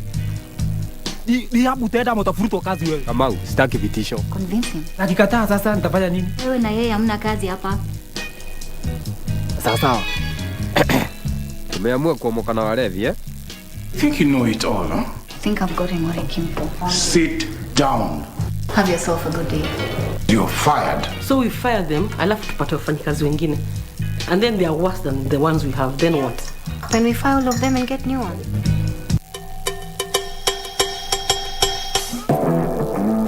Yo, what up? My name is DJ Piera McKenna. Listen, KBC Channel 1 is the only channel that is showing World Cup exclusively. Hey, keep watching it. Have a good time.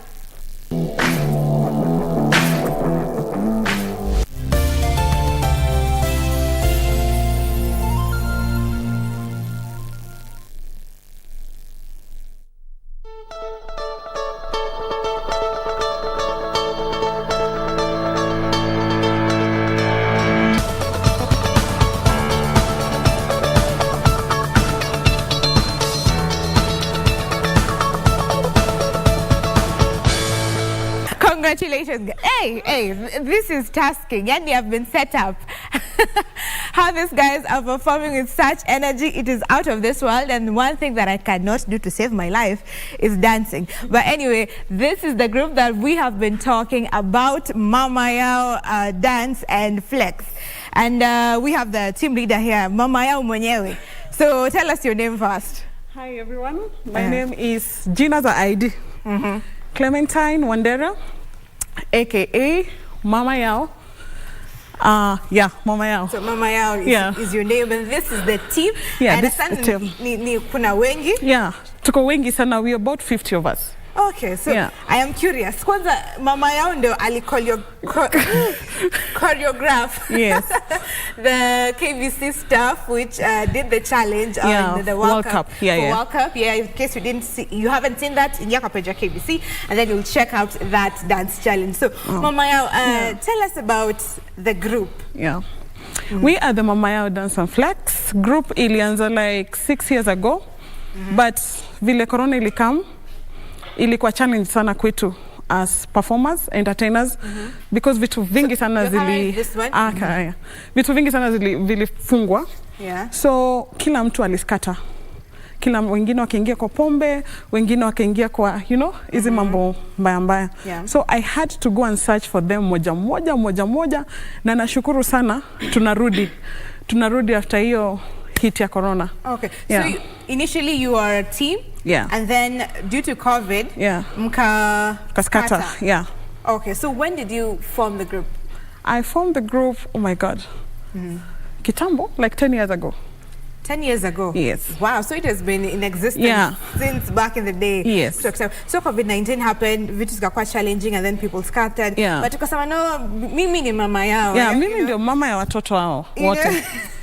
Ukasema ukawalete wote. Yes. And I wish they had the microphones to introduce. So maybe you can introduce them to us since when they unajua. Yes. Kila mtu hao ni watoto wangu. niko na Otile, Oletile the Masai, niko na Lucky, niko na Ken mdogo, niko na Masha, niko na Kendrick, niko na Kate, na niko na Sylvia, and I have Lynn. Ah, okay. Yes. Awesome team. No, katika. Kweli. All right. So, after COVID-19, ukawaleta, wamefika percentage gapi from where you are? At least tuko 80% of us. 80%. Yeah. So, what were the challenges? Unaweza sema ni nini ilifanya? What was the cause of us catering? Najua ni COVID-19, but was it the economy bit of it? Of course, economy. Mental state. Economy, of course. Kila mtu alikuwa stressed, ajue ende wapi, because industry yetu ilikuwa affected so much. No performing, no instructing, because we have so many talents in here. We have instructors, we have MCs, and we have some of them wanna try kukua choreographers, just like me. So tulikuja tukakuwa watu wakakuwa na stress, nini, unasikia mtu tupatie so mbili, unapata inakuwa ni challenge. So kila mtu aliamua afanye mambo yenye atafanya sasa. Kama ni mbaya ni mbaya. Okay. Yeah. Na pia I understand that ni young parents. Yeah. So is it the whole team that are young parents ama ni? No, 75 of us are young parents. Oh, 75%. Yeah, because personally I'm a mom of 4. And you look so young. I mean, dancing is the solution to the problems. Yes. And what about dancing and fitness? What does it take? Dancing. As long as you know how to dance, you have to start somewhere.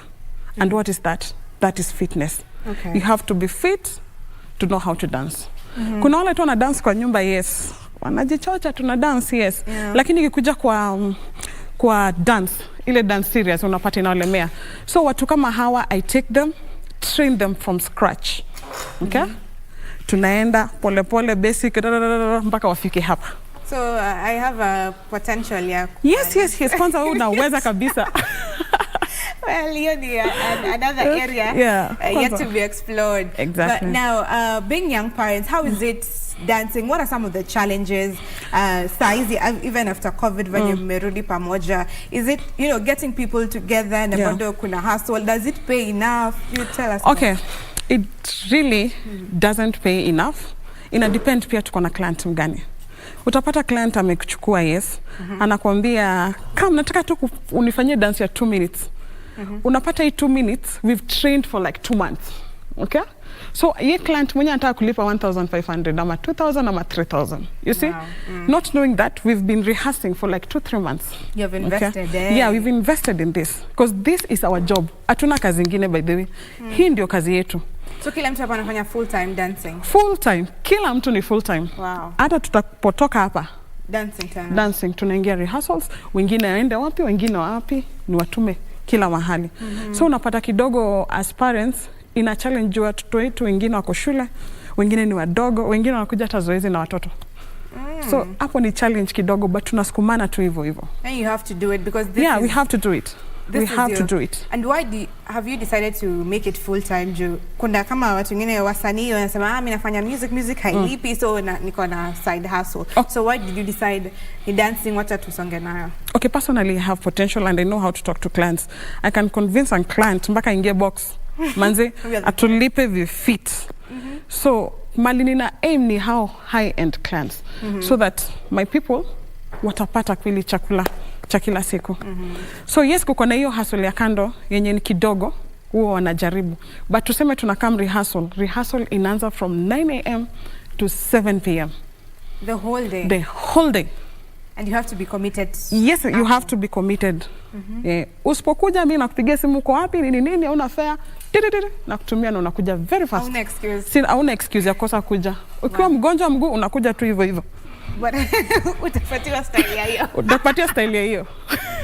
Okay, quite interesting. So your passion passion pia part of it, and is it passion for everyone now that you're speaking for everyone? Ama tu ni pia circumstance na ukajipata and then you fell in love with it in the long run? Personally, ni passion because I started dancing when I was very young. So nilikuja juu nikikuwa trained with big people who have experience in dance. Nikakuja ndio niko hapa sasa. Sai when I see you I'll know if you have passion in dance or uko hivi. Ukiwa hivi takusukuma mpaka mali nitaweza. ukiwa na passion pia na kusukuma kweli. So most of us ni passion. Okay. Yeah. Na kuna wenye wanaanzanga and then wana fall in love katika. Wana fall in love mpaka sasa hata wajiwezi. It becomes a drag. Yeah, it becomes a drag. Right. So what are you saying to people, you know, viewers when you wanaona potential clients, when you wamezoea, you know, art watu wanabebanga tu ni hivi, exactly. you know, like it's exactly. Kitu unafanya tu ni hivi, you know. Exactly. So what are you saying to them? Oi, clients, please, when we come to you, don't tell us, don't think that we will just dance for that 2 seconds. That tumekuja tuka choreograph for 2 seconds and then we go. No. We rehearse for so many months for us to deliver. Yeah, for us to deliver what you want. We rehearse for so many months ndo to deliver tunataka. Kwanza client, kuna client atakwambia hivi ndo nataka uvae. Na hivi ndo nataka upeleke mkono. Usipofanya hivyo hakuna kazi. You see, like akona detailed. Utapata detailed clients. So we rehearse for months just to deliver what you want. So please, ukikuja kwetu pia, jaribu tu pia utulipe tu venye inafaa. Usitunyanyase sana. Yeah. Okay. And do you have in dancing, you know, kunanga na rate card for musicians, pia kunanga na rate card for dancers? Yes. Oh. Yes. But remember kuna dancers different types. Kuna tu wale dancers watamuka watambiwa come hype. Na kuna wale dancers sasa kama sisi tuna rehearse for long. Let me say we are professional dancers. Okay? We do technical dances. We have techniques in our dance. Okay? So when leo tumetuita tufanye kazi, tunafanya kazi safi, like utaona kama tuko na kama dance tumefanya hapa sasa, acha tuite kama hiyo tu ni dance tu, atujengia kwa amjengia kwa hizo okay, the technicality. Yeah, exactly. All right. Yeah. So you do any type of dance with any salsa, genre, anything, any genre. Okay. When niambia hata sasa ni dance aje, nita dance. Hata ukitaka niende hivi. You know? Bora music iko. Bora music iko. Unaenda nayo. Ninaenda nayo. Na the support from the government now that kuna, you know, the MPs were discussing kuna, is it last week or last week part 1 about having funds also for the artists. Unanikisaidia, do you think you need this? Ama what do you need? We really need it. Because let me tell you something. Dances zetu pia zina need props. Yeah. We will not always dance kama sai tuko naked, let me say that. We don't have any props. So dances zetu zina need props, zina need vitu vingi.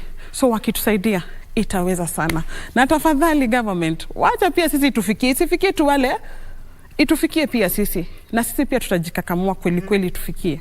Okay. Yeah. So you will work for that. You will we work must. for that money to we must make work. Better. Yeah. And you, now, you know, before tuende kwa ngoma yenye nataka mdansa, kuna, you know, the thing is with art in Kenya, it's not as paying as in other countries in the Western nations. Yeah. Kama arts in the Western side, you know, letanga most revenues to the country. Yeah. But in Kenya, it's vice versa. Yeah. So why do you think this is the reason? Ilianza mahali kwa education, ni system, as in, what is the problem? Ni system. Number one, acha nikuambie, ni system kwa sababu watu chukulia dance Kenya ni tabia mbaya sana. Watu chukulia dance tu ni kitu tu ya kawaida. I'm telling you, dance is fun. Dance is all we need. Kila mtu, acha nikwambia hata shosho, utampata tu wako hivi. Dance is nice, you know? Dance ni therapy. So when you dance, hata wewe nakwambia wewe kwanza nitakushika nikufanyia dance, itaweza sana. Yeah. Hata tutajaribu tuone. Sisi ni wale wa kutolewa pale kwa ground huko chini. Yes. Tupande. Exactly. What are your social handles? I understand unafanyanga TikTok sana. You have your Instagram there if people want to follow you. Yes. Tuambie ni wapi watakupata, again your camera too. Social media, TikTok ni mama yao. IG ni mama yao. Facebook ni mama yao. Kila mahali ni mama yao. You'll always see this face. Okay. Yeah. So taking you up on your challenge, umesema any song you can dance. Wewe weka. Mnakubaliana? Aweka kitu, si ndio? So any song weka. Well. So acha ende na ya Olomide. Mwende mama you're dancing to this. You dance mama? Tukuone pia as the choreographer. Naweza tuma shout out kidogo? Yeah, please do. Shout out kwa mamangu mzazi. Support sana kwa hii mambo na familia yangu mahali popote ulipo, nasema asante. AGG, big up Chelsea na watu wote ambao mnanijua. Nasema asante sana. All right. Kwa kunisupport. Sawa. Yeah. So take it away. Thank you. Olamide, umesema Olamide. Twende kazi.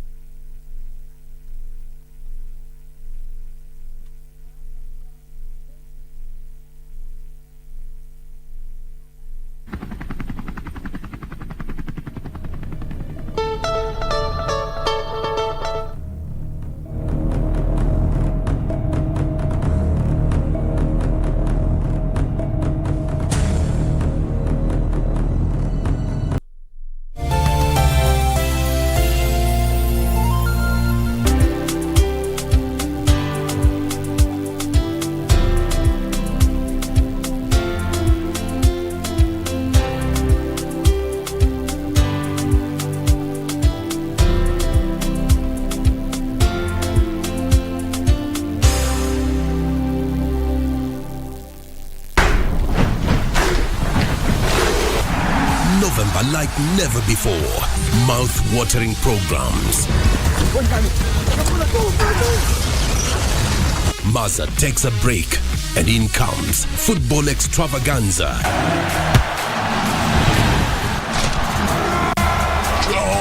And a bouquet of the best of movies from the Orient lined up for you. Oh yes, November 2022 is like never before.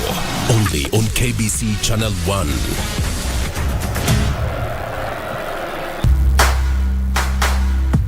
Purpose of a trip to America.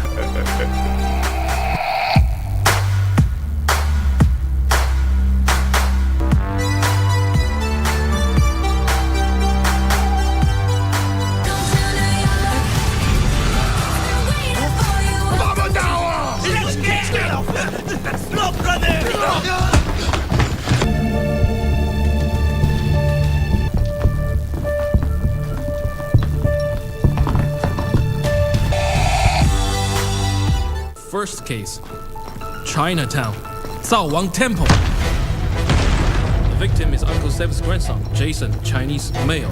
The killer took his heart. Lao Qin!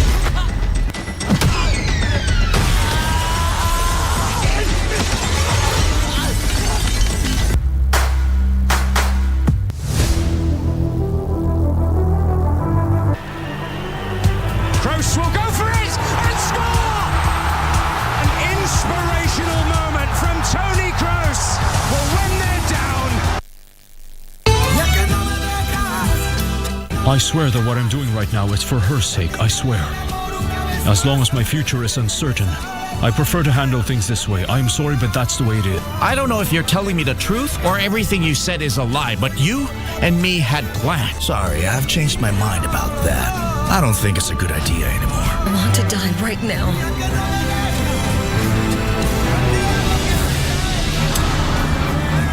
What are you doing? Tell me what kind of game you and your mother are playing. What are you talking about? Now don't play the innocent.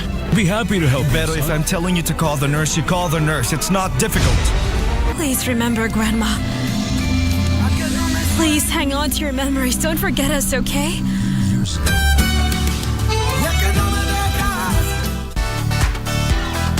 And I think Oliet has a lot of atonement to do because for a phase in his career, he was the bad boy in the sport. He was the bad boy in our entertainment scene. What do you mean he has atonement to do? He should. You sound like a priest confessor. No. Yeah? What I'm saying, I'm not. I'll tell you why the World Cup is so special to me. My father, ambaye pia alikuwa mlevi hapo West. My late spoil your father's. No, it's not. He carried a big color TV. This is during the Maradona World Cup. He brought a big TV home. He climbed the roof with an antenna. He set it up. And when Maradona scored that goal, I think it was June 23rd, 1986, my father held that TV and he shook it with his shoulder shaking. And he shook it and he said, Diego, Amanda, Maradona. Yes. Then he turned back and he had tears. Oh. And you know, that's the softest I ever swim.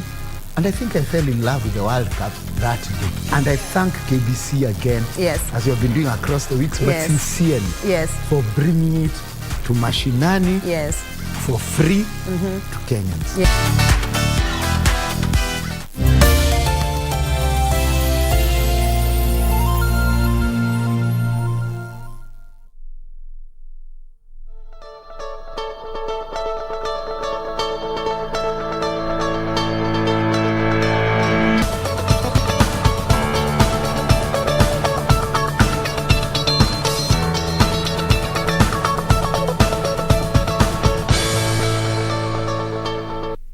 Welcome back. Thank you for staying with us. This is still Good Morning Kenya, and today it's all about the entertainment, and we are just from witnessing a great performance from Mama Yao Dance Crew. I hope you watch that to may learn some few tips here and there. The energy is on another level and they're just a vibe. And now we move on to the next conversation of the day, and we are hosting a young singer. She's called It's Loriana. She said it's not just Loriana.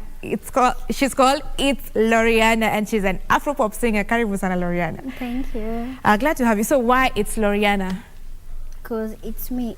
They must know it's Loriana, not just Loriana. It comes with a pop. It brings the pop. Actually, it's longer than that. I just gave you the short part of it. Okay, all right. The full one is It's Loriana. Yeah, yeah.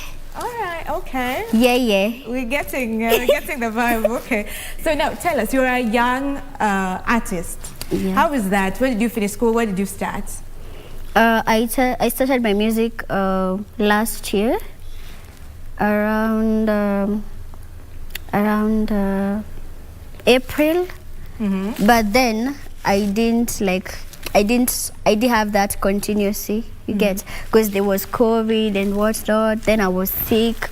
I happened to have gotten COVID, so I didn't get the opportunity to continue and explore more in music. Actually, the people who I started with, they are far more further. Yeah, me, I'm behind a little bit, but I'm coming. Still making moves. Yeah, definitely. All right. So you finished school and then you started music. Yeah. Yes. Okay. When I was in high school, I used to do covers, instruments. Yeah, I didn't really do my own music. But when I finished, I say, why not do my own music? Okay, you said, let's do this. And did you get the support from your parents, because you've just finished high school, I believe? And are you studying currently?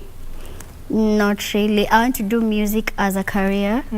I've studied instrumentals. Yeah, all right. I know how to play a guitar. I can play a little of basics of piano.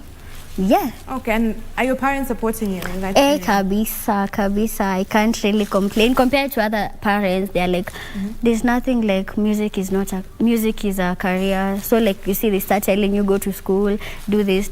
But for me, yes, I did go to school, a music school. Okay. Nairobi, Music in International School, it's in Westlands. I did a little of vocals and guitar. Okay. Yeah. So you have some basics or foundation rather in music, and that's the direction that you want to go. Now, have you had stories of musicians saying that music doesn't pay as much, and people are delving into other side hustle, side careers? Do you think you're open to that, Ama? Your mind is just made up. This is music. I'll make money from it, whether it comes now or later. No, for me, I think it does. It depends with the way it does pay. For me, let's say, people have not known me yet, right? I'm still starting. I will say I'm still starting, right? When I'm known to the world, I can start a music school, help kids. You see, that's business, right? It's a music business, isn't it?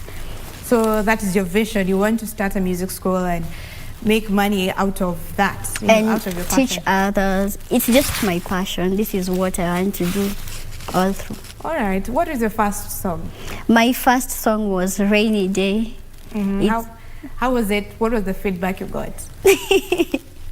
Actually, that was my first time in the studio, so I just wrote something up, and it's so funny actually. If you listen to it, it's very funny. You're laughing to it and you're like, okay, there must be something. So how funny is it? Is it because of the content that you wrote? Am I looking back at the video production? What makes it funny looking at from where you started and where you are now? I think everything, because I remember my first time in the studio and there are people there and I'm like, wow, these people looking at me. I was I was so afraid to start singing, because lots of people were there were 4 people there and they were just looking at me, and I'm like, at times I could just get blank because I was so nervous. So I think I ended up not doing my best. I did well, but I didn't do my best. But after the next time I'm in the studio, I'm like, pull up that mic over here. This is my thing. This is my area. So what are you saying? Okay, all right. So it took some getting used to. Yeah. And now you would say you're good at it. You're great at it. Yeah. All right. And now performing, you mentioned earlier that you're also a performing artist. Yes. So have you performed in public? Yeah, a couple of times, and good. Okay. This was blowing their trumpet, but I believe that you are. Maybe you can give us a sample of a song, a chorus, one of your best songs from the songs that you have released so far. Actually, I think one of my most emotional songs is one. It's in YouTube. It's called All Alone. It's not really a heartbreak song, but I'm telling people, it's like, if you really like me, won't you come and find me? I'll be out here waiting. Let's get to the chasing. If you're ready, I am ready to. If you're riding, I will ride with you. If you need me, I'll be there for you. And if you want me, you know I want you to. All right, okay. Did you write that for someone in particular? Who inspired that song? Confidential. Confidential. Okay, and what artists internationally do you look up to? Internationally, Beyonce. Beyonce. Yeah. Because I watched that video of yours and I got some Ariana kind of vibe. Yeah, Beyonce, Ariana, Nicki. I'm just that, I don't know. Okay. Bold person. Okay, so you'd compare yourself to Beyonce and Ariana when where you want to go, that is. All right, and that's still on that question, and compared to Kenyan artists and Kenyan culture, African culture rather, would you say that the current music, when you took how artists are releasing their songs, and would you say we are losing the African culture in our music? Yeah, I will. And not even that, the part that bothers me a lot, it's not like the artists are the ones who are losing their music. I think it's the people, because you find that probably an international artist has come to Kenya and Kenyans will feel the feel and everything, but when it's time for a Kenyan artist, I think Kenyans don't support Kenyan music. It's so sad to say this, but this is something I've seen, and it's so sad. You see, let's give an example of Ruga. He was in Kenya, right? You see, he was in a place like Meru. It's so interior, right? But the feel was full. But let's say someone like Calligraph Jones or something, when it's his time to perform, people are not as many as compared to when another artist comes to Kenya. And if I look carefully, if I think, I don't think any, it's not so seasonal that you find a Kenyan artist is in probably Nigeria performing. Have you heard of that? Sauti Sol usually have their tours. Sauti Sol, it's a couple of them, and you find in Kenya probably in a month you find so many artists are here and they're not. Yeah, but for Kenyans to go out, it's so rare. It's seasonal, you get. But would you say that is because artists are trying to emulate the artists from the international area? For your songs, would you say they are more Kenyan or more Western? I think they are both, because they have the Swahili part. And a little of the Sheng part, and a little of the English part. Okay. So for me, I'm targeting the whole crowd, not just locally. Locally, okay. Yeah. Because there's a song that I think almost all of it is English. It's only like maneno kidogo sana, like 2 bars. Yeah. Okay. Now, so would you say that you are getting enough support where you are now? Yeah, I am getting support, and I still hope you guys are still going to give me more support. All right. How many songs have you released so far? So far, I have 4 songs. They're all singles, no albums yet. They're all singles. The first song is Rainy Day. The second song is On Fire. The third song is All Alone. And the fourth song is Njo. Njo? Yeah. That is the latest song? Yeah. And you have featured a Nigerian artist. Yeah. Tell us about that. Njo is a collaboration between 2 people.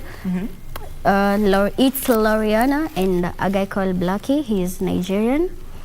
It's new in social media, actually. It's like 2 weeks old, guys. I just pray you guys go there and support me. Support your girl. Okay, tell us your handle. Okay, my handles are it's Loriana here in Instagram, in Twitter, and on YouTube it's Loriana Official.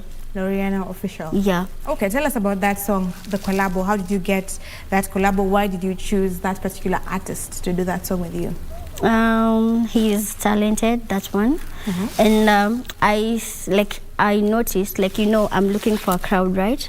I noticed most people love Afro pop music, and you're supposed to give what, if you're a good artist, you're supposed to give what the crowd wants, right? So I decided to like give people Afro pop. music. Yeah. Okay. Afro pop music. How did you come to the realization that this is what the people want? Nani amesema they don't want reggae? Who said they don't want? I think the biggest crowd is in that part. The biggest crowd is in that part. Afropop. Yeah. So the Kenyan crowd is in Afropop. Yes. All right. Even when you go to like public transport clubs and whatnot, you just hear like most of the songs there are like just like Kina Joe Boy, Kina who not. Yeah. Okay, we will investigate that further. But okay, now I am looking at your screen now. You know, it's all World Cup and looking nice. So which team are you supporting in World Cup, or you're not a football fan? I can't even kick a ball. You turn and pick a country that you think you would want to support. Behind you, yes. What country would you guess? Nakuna Kenya, by the way, if you're looking for us, just in case. Unfortunately. Yeah, so we have Ghana. Let me make it easy for you. For the African countries, we have Ghana, we have Senegal, we have Cameroon, we have Tunisia, and I'm forgetting the last country. Which of the 4 would you pick? I don't want to choose. I don't want to be biased. Okay. Let me just wish all of them the best. May the winner win. Okay. You don't want to hurt your fans that when you're coinciding again. Yeah, because you see, that might create a beef, and someone is like, I was supporting this team, I was supporting this team. I'm just in the middle. I don't want to be. Myself, I'm very vocal. Senegal and Brazil. Those are my team. Anyway, let's wrap this up. Tell us your social handles once more, and then we close this.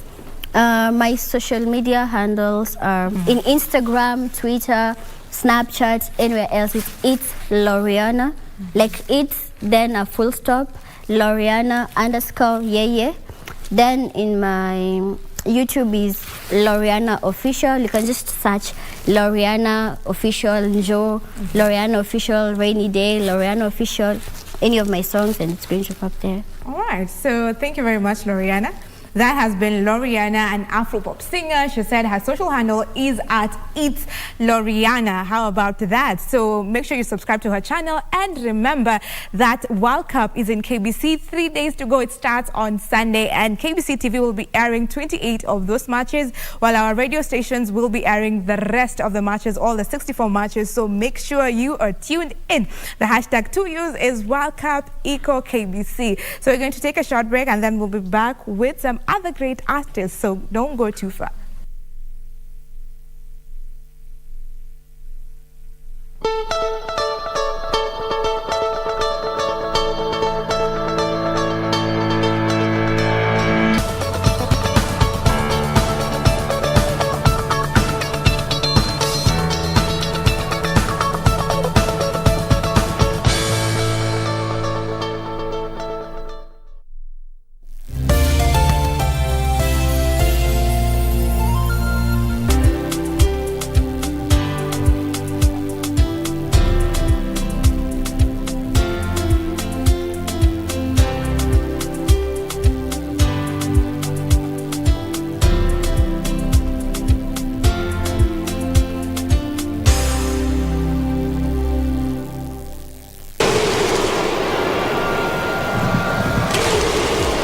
The spirit of human connectivity is sweeping across the world. It is a feast for the senses for over 3.5 billion viewers. This is FIFA World Cup Qatar 2022. The tournament showcases the world's best players, exceptional abilities, skills and breathtaking talent. Africa is being represented by 5 teams: Senegal, Tunisia, Morocco, Cameroon and Ghana. Be part of the unifying legacy of world's greatest tournament, which is made of the dreams of every young player, of the passion of every fan, the dedication of every team, and the pride of every nation. A select 28 matches courtesy of FIFA World Cup Qatar 2022 will be an exciting showpiece on every level imaginable, from Sunday 20th November 2022 through to Sunday 18th of December, live and exclusive on KBC Channel 1. KBC Channel 1, your true sports partner.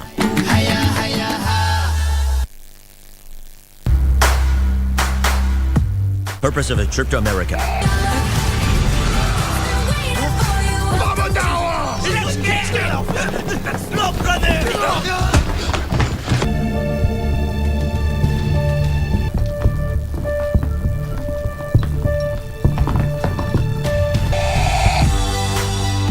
First case, Chinatown, Cao Wang Temple. The victim is Uncle Seb's grandson, Jason, Chinese male.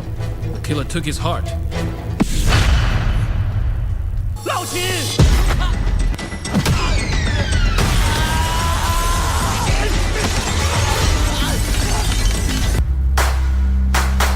To get the pit as your skis are tuned, dial *811 *397#. You may be in the pit. You do not see how you could get out. But the good news is that you do not have to get by yourself. The Most High God is about to lift you out. He's about to turn the medical report. He's about to free you. He's about to open new doors, bringing new opportunities, new relationships. The pit is not your destination. Get ready to rise. To get the pit, dial *811 *397#. *811 *397#.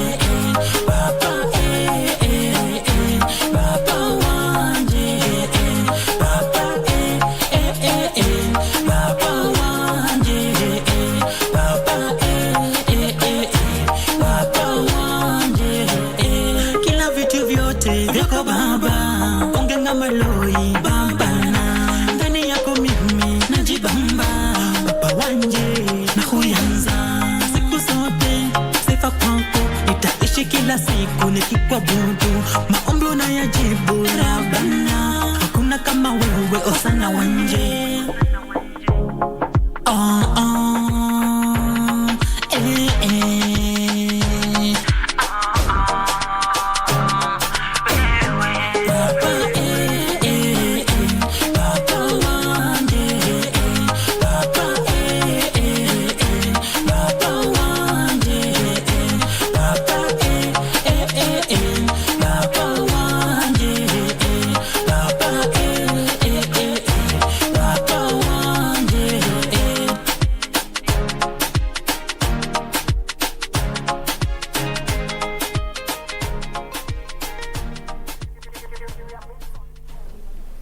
And just like that, we are back with more. This is still Entertainment Thursday. Tumetoka to have a conversation with It's Loriana, and now we have two gentlemen in studio. One is a gospel artist and one is a secular artist, and we want to have a conversation, candid conversation with them. I'm joined by Golden Boy to my farthest left and KO to my nearest left. Karibuni sana, gentlemen.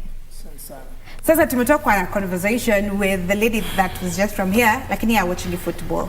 And you know, KBC, we are hosting the World Cup. Are you guys supporting any team?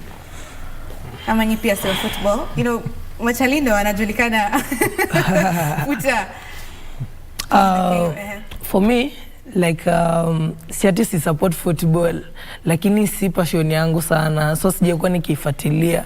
Though mimi ni msee wa Manyudo, najua imekuwa ikifungwa mabao, so kuna story yake na Cristiano so like football kuna vile na support kwa sababu nimekuwa mimi mwenyewe utotoni nikicheza maball nini na kuna wase wangu baba mdogo wangu nimeona akicheza ball na nimeenjoy kuwatch, so like I'm not that active in football. Lakini kuna vile naelewa but unajua Manu iko kwa World Cup no? Najua tu ilifungwa mabao mengi. Alright. And you Golden Dave? Okay, as Golden Dave, you know, okay, me I like football, but I don't like to watch.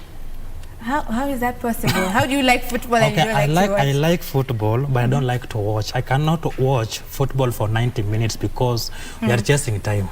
Right. We are busy. There are things we need to do. Okay, so when you're watching, we are wasting time. I know there's something. Watching football not bring me food on the table. Okay, I can just listen. I can just listen. That is violence. It's not violence. You know. Okay, I like football. I like to play football. I like to play, but I don't like to watch. Okay. Because of time. We are busy with time.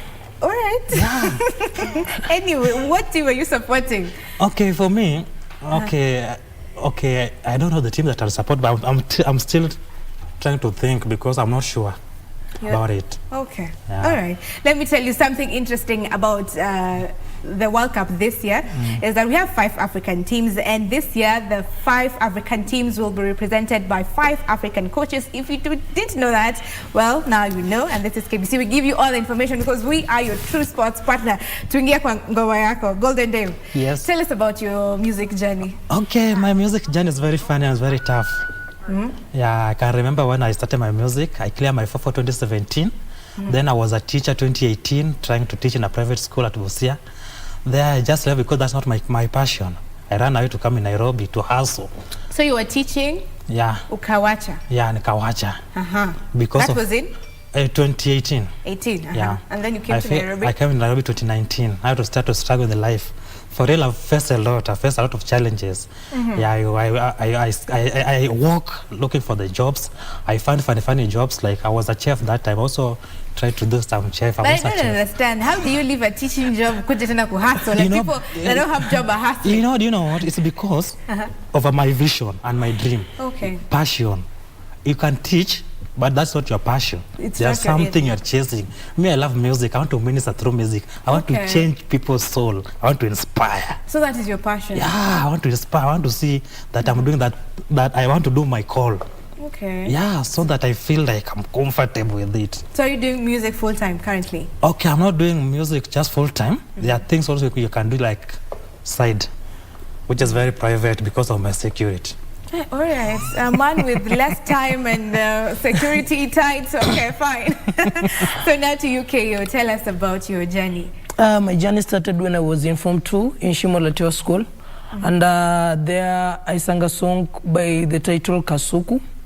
And Governor Joe spotted me while I was in Kikambala. So from there, he sent some people to come for me, and he supported me, but actually, I started singing in 2010. Okay. Yeah, so there is when I recorded my first song, and my mother was the one who was behind it. Like, she sponsored the song. So you have support. You had support from your parents. Yeah, but actually, she wasn't that rich or a lot of money to support me. Actually, but she tried. Okay. She tried her level best to make sure that my talent is being recognized by people who are capable of helping me or supporting me to up to my or my vision or my dreams to higher levels. Yeah. Okay, so you would say that also the governor played a role in a very big role, in fact. What was that role? Is it supporting you, or did he do more than that? After supporting me, then he asked me, because I was hustling, yet I was 13 years, because my dad passed on 2013. Okay, sorry. So thanks. So nazaona hiyo hustle hapo, like dad ndo amepass, tumekuwa tukistruggle na life, so akanikuta nafanya kazi ya mjengo. So hapo akanishukua, sasa akaniuliza mbona unafanya hizi kazi?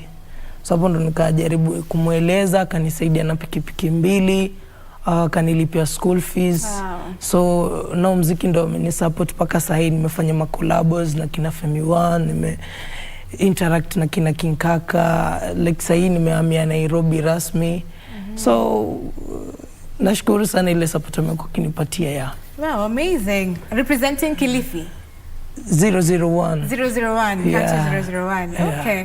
Also Kilifi is my home place, so siezi waka na watu wangu, na wapenda sana. Kondo roots.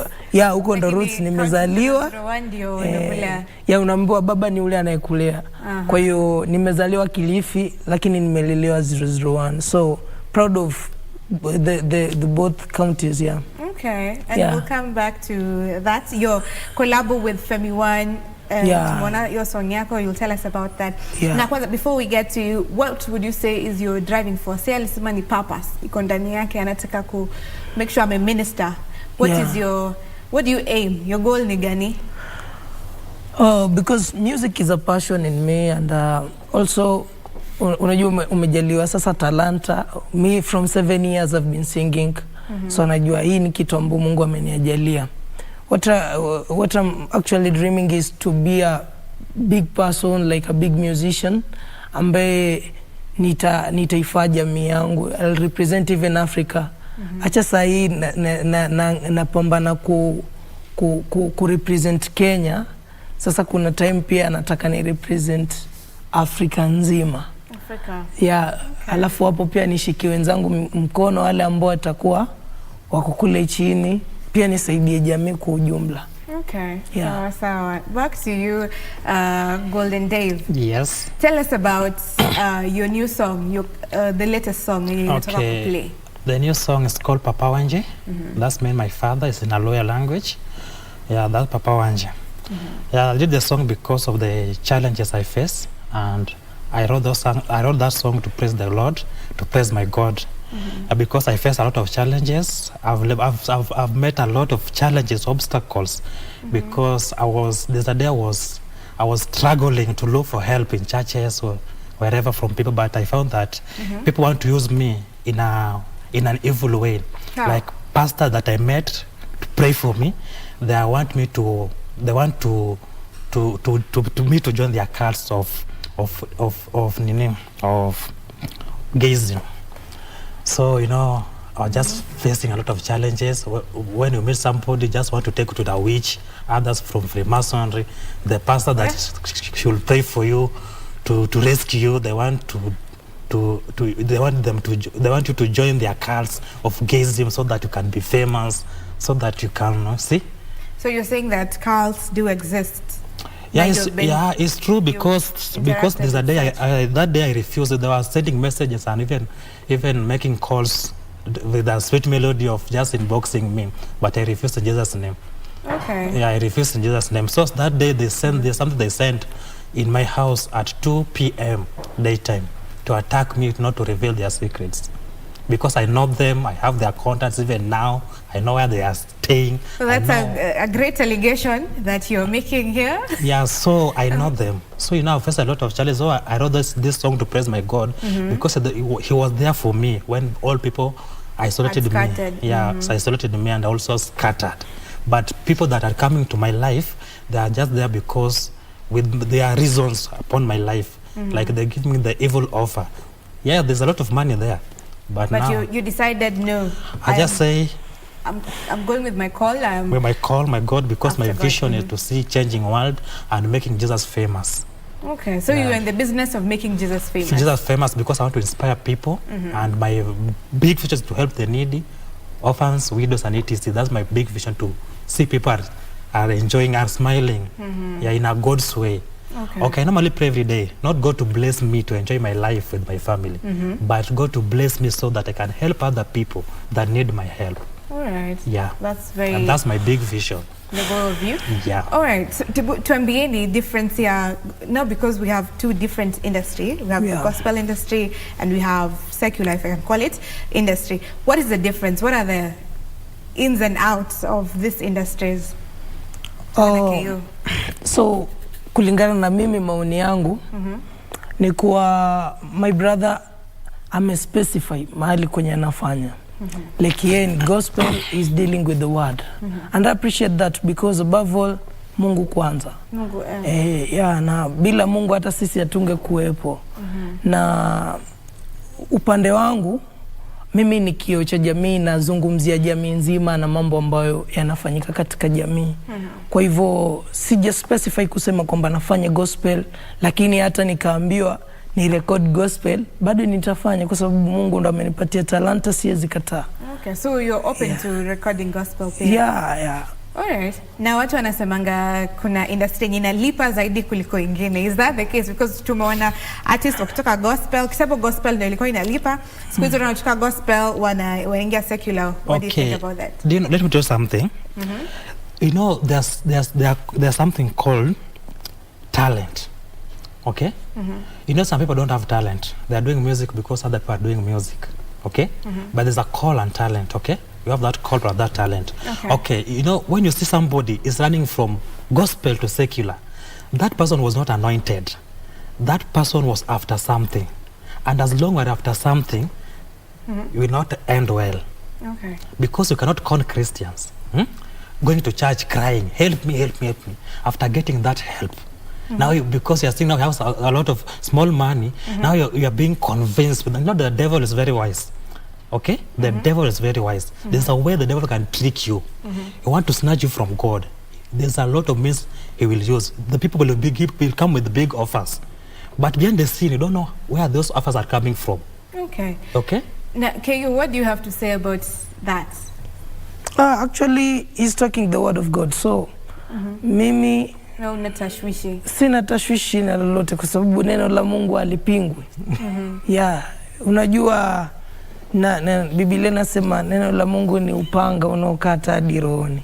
Kwa hivyo kama ni neno la Mungu, mimi sina tashwishi, sina kujitetea, sina nini, because haina vile ambavyo watu waichukulie, lakini kila mtu ana jani yake.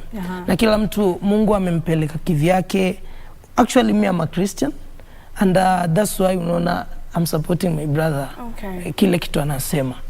Na you never know, pale Mungu anataka kunipeleka kupitia njia ambayo anatumia. Kwa sababu tazama linafanyika kwa baya, lakini Mungu ana kusudi jema ndani yake. Si ndio? Very true. Kwa hivyo hatuwezi kusema kwamba mimi hapa na kashifu kile kitu ambacho anakifanya kwa sababu ndugu yangu anafanya gospel. No, kila mtu ana jani yake. Kila mtu ana jani. Na neno la Mungu nilisonge mbele. Kwa hivyo kila anakiongea very true, mimi pia nitaongelelea yangu. Alright, okay, interesting. Now, Martha's social media, tukitoka kwa hiyo kidogo, social media, how are you using social media as a platform to promote your music? Najua siku hizi people are making money out of social media, content creation. Have you thought of delving into that, being a gospel artist, just being an artist? Have you thought of delving into social media and using that as a tool? Okay, I'm also a content creator. Okay, I'm also educating people in direct way, but in direct way also. In Africans, you cannot educate them direct. Why? Because you know, Ulianza na football in Africans, you cannot be direct. People don't like realities. That's the fact. Okay. And I want to tell you the truth. You know, Africans, I know kuambia usiende pala like Africa, don't go there. Africa will go there and see what is mbona nimeambiwa nisiende pala. Because Africa is somebody like lazima ajione. Hata kama ni kukufa aone ukifo na macho na Amini. Those are the peculiar characters. So, to make an African to understand something, you need to educate African in direct, not direct. Because when you educate Africa direct, he will disappoint you twice. Yeah. Okay, so content create and you're educating indirectly. Yeah. All right. So back to UK. How are you using social media? As in to make money or to make promote money. Yeah. Okay, social media ni platform ambayo mimi naitumia kumarket kazi zangu. Na no wonder nikija kwa interviews kama hivi naambia watu wanifollow kwa hizo social media platforms kote, kwa sababu nataka uone kazi yangu. Ulimwengu wa sasa ni mtandao, na tukisema kwamba watu like unaweza tu kuwa na talent na bila kuambia mtu kile kitu uko nacho, basi itakuwa tu unajimbia mwenyewe na familia yako. Ambo si lengo langu, na hata sio lengo lake pia kama sijakosea, kwa sababu yeye pia anataka kuhudumia watu wote, si ndio? So me I'm using social media kuonyesha kile ambacho Mungu amenijalia, and pia kama do iko, kila mtu anataka do. Kila mtu anataka do. So kama do iko, mtu akiview, mtu akienda pale Boomplay akiangalia ngoma yangu, basi kila mtu ni mtafutaji. Mimi ni mtafutaji. Personally mimi ni mtafutaji. Nimekuja mjini nitafute mamangu kule pia ale. Kwa hiyo sitoangalia tu hela hii hapa afu nikodole macho, na ni kitu ambacho mimi nimejaliwa kufanya. Kwa hiyo definitely nitaangalia hela inapatikana vipi kwa social media, na nitaifuata na nitachukua hela. Umesema vizuri, utaangalia vipi hela inapatikanaje, but kuna Swahili ngumu kidogo. There are people that are using it to create clout, to chase clout and all that. Do you support that? Because it's also a means of making money, but do you support that? I also ask for your opinion on that matter. Okay, me believe on one thing, positivity wins. Like me I'm always positive kwa vile vitu nafanya, na waspendi sana kuongelea watu wengine. Kama kitu inanifaidi nitafanya kulingana na mimi, na idhuru watu wengine. So vile watu wengine watafanya na outcome itatokea huko, wabebe misalaba yao. Ni sawa. Now you're Golden Dave. Okay, as Golden Dave, chasing clouds is depend in which way. Like I told you that in Africans, communication is indirect, and that's why you see people chasing clouds, because in Africa people are not supporting each other. I don't want to see KO is moving than me, that speed. So somebody will just use another means. Watu wamuangalee, see? Angalia afike mahali, but I can just say that chasing clouds depend. But for me, I don't like it. You're not for it? I don't like it, but there's a way we can chase clouds that can motivate me. But there's a way we are kuchoma, like watembea barabara na towel. Watu wa just not making sense, but kuna ingine ina make sense. Unataka tu atinyewe uchukue attention ya watu kidogo, wasikie neno kutoka kwako. Okay. We attract attention. Yeah, attention. Inajua inakubalika, si unaget? Lakini sasa walking kutembea kwa barabara na towel, ati watu wanachukua attention watu kwa barabara wa kuongelea kwa media, social media yote hiyo zaya sipo. So you're saying you do it in the right way, sindio? The right way yenyewe. Mtu anaweza wewe unaweza kusnatch time umetulia ukikunywa kahawa kako. Every single day alikuwa anafanya nini hapa? Ndio pate kitu tulikuwa jaribu ku deliver. Yeah. So nasema tu in a positive way.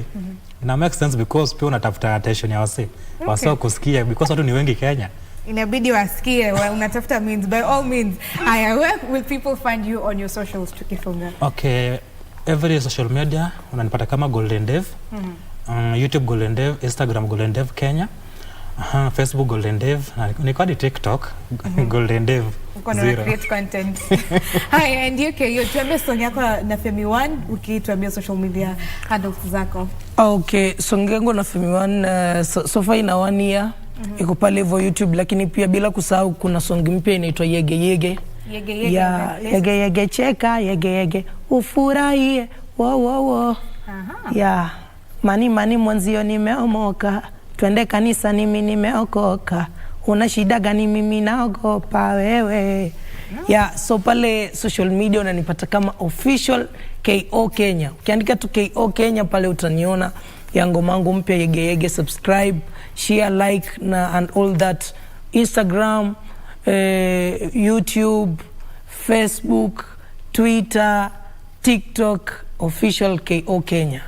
Okay, so thank you very much, KO and Golden Dave. Yeah. We'll be playing their songs, Tanzania Golden Dave, and then we'll finish with their KO. So make sure you don't switch off your TV, because where else would you be going? But remember, again, KBC will be showing you the World Cup in just 3 days.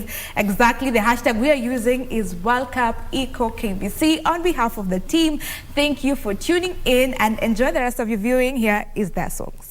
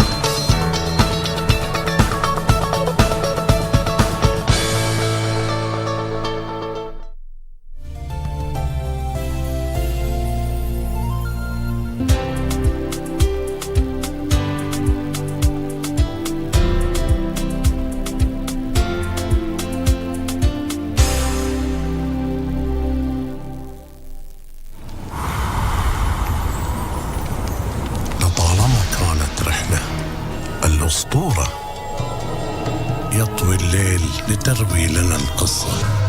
تعانق روح من تقابل. ومنذ بداية البطولة أسفرت لنا عن أبطال وأباطرة وملوك في خضم المعارك الملحمية وصدمات الجبابرة. ينمو الشغف حد الازدهار لتكون إرسا ينتشر كالنار. أثار الأقدام على الرمال ترشد الأسطورة إلى سرابنا الخلاب. من سيحوز المجد ويكتب الفصل التالي من هذه القصة التاريخية؟ أسطورة كأس العالم فيفا.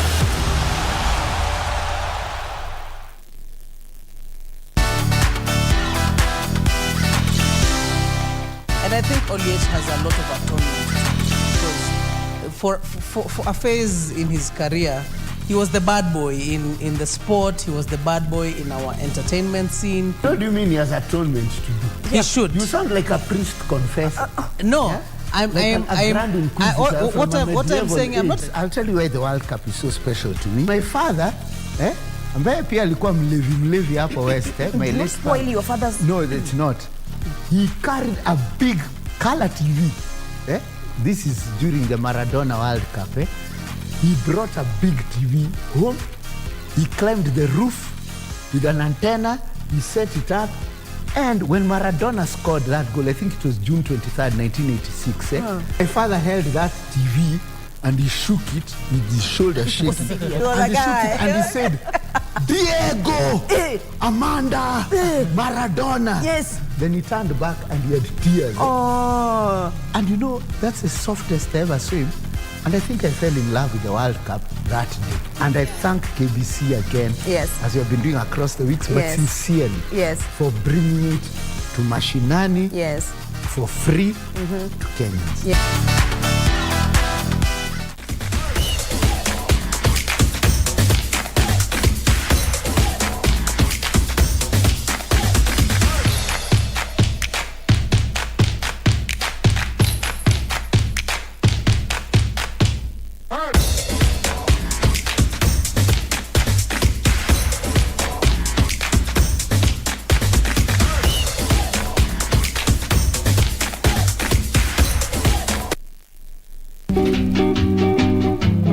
Alikuwa anapeleka watu World Cup. Nikashangaa, pia mimi naweza enda. Akaniambia kila mtu anaweza enda. Alaba na ulimi.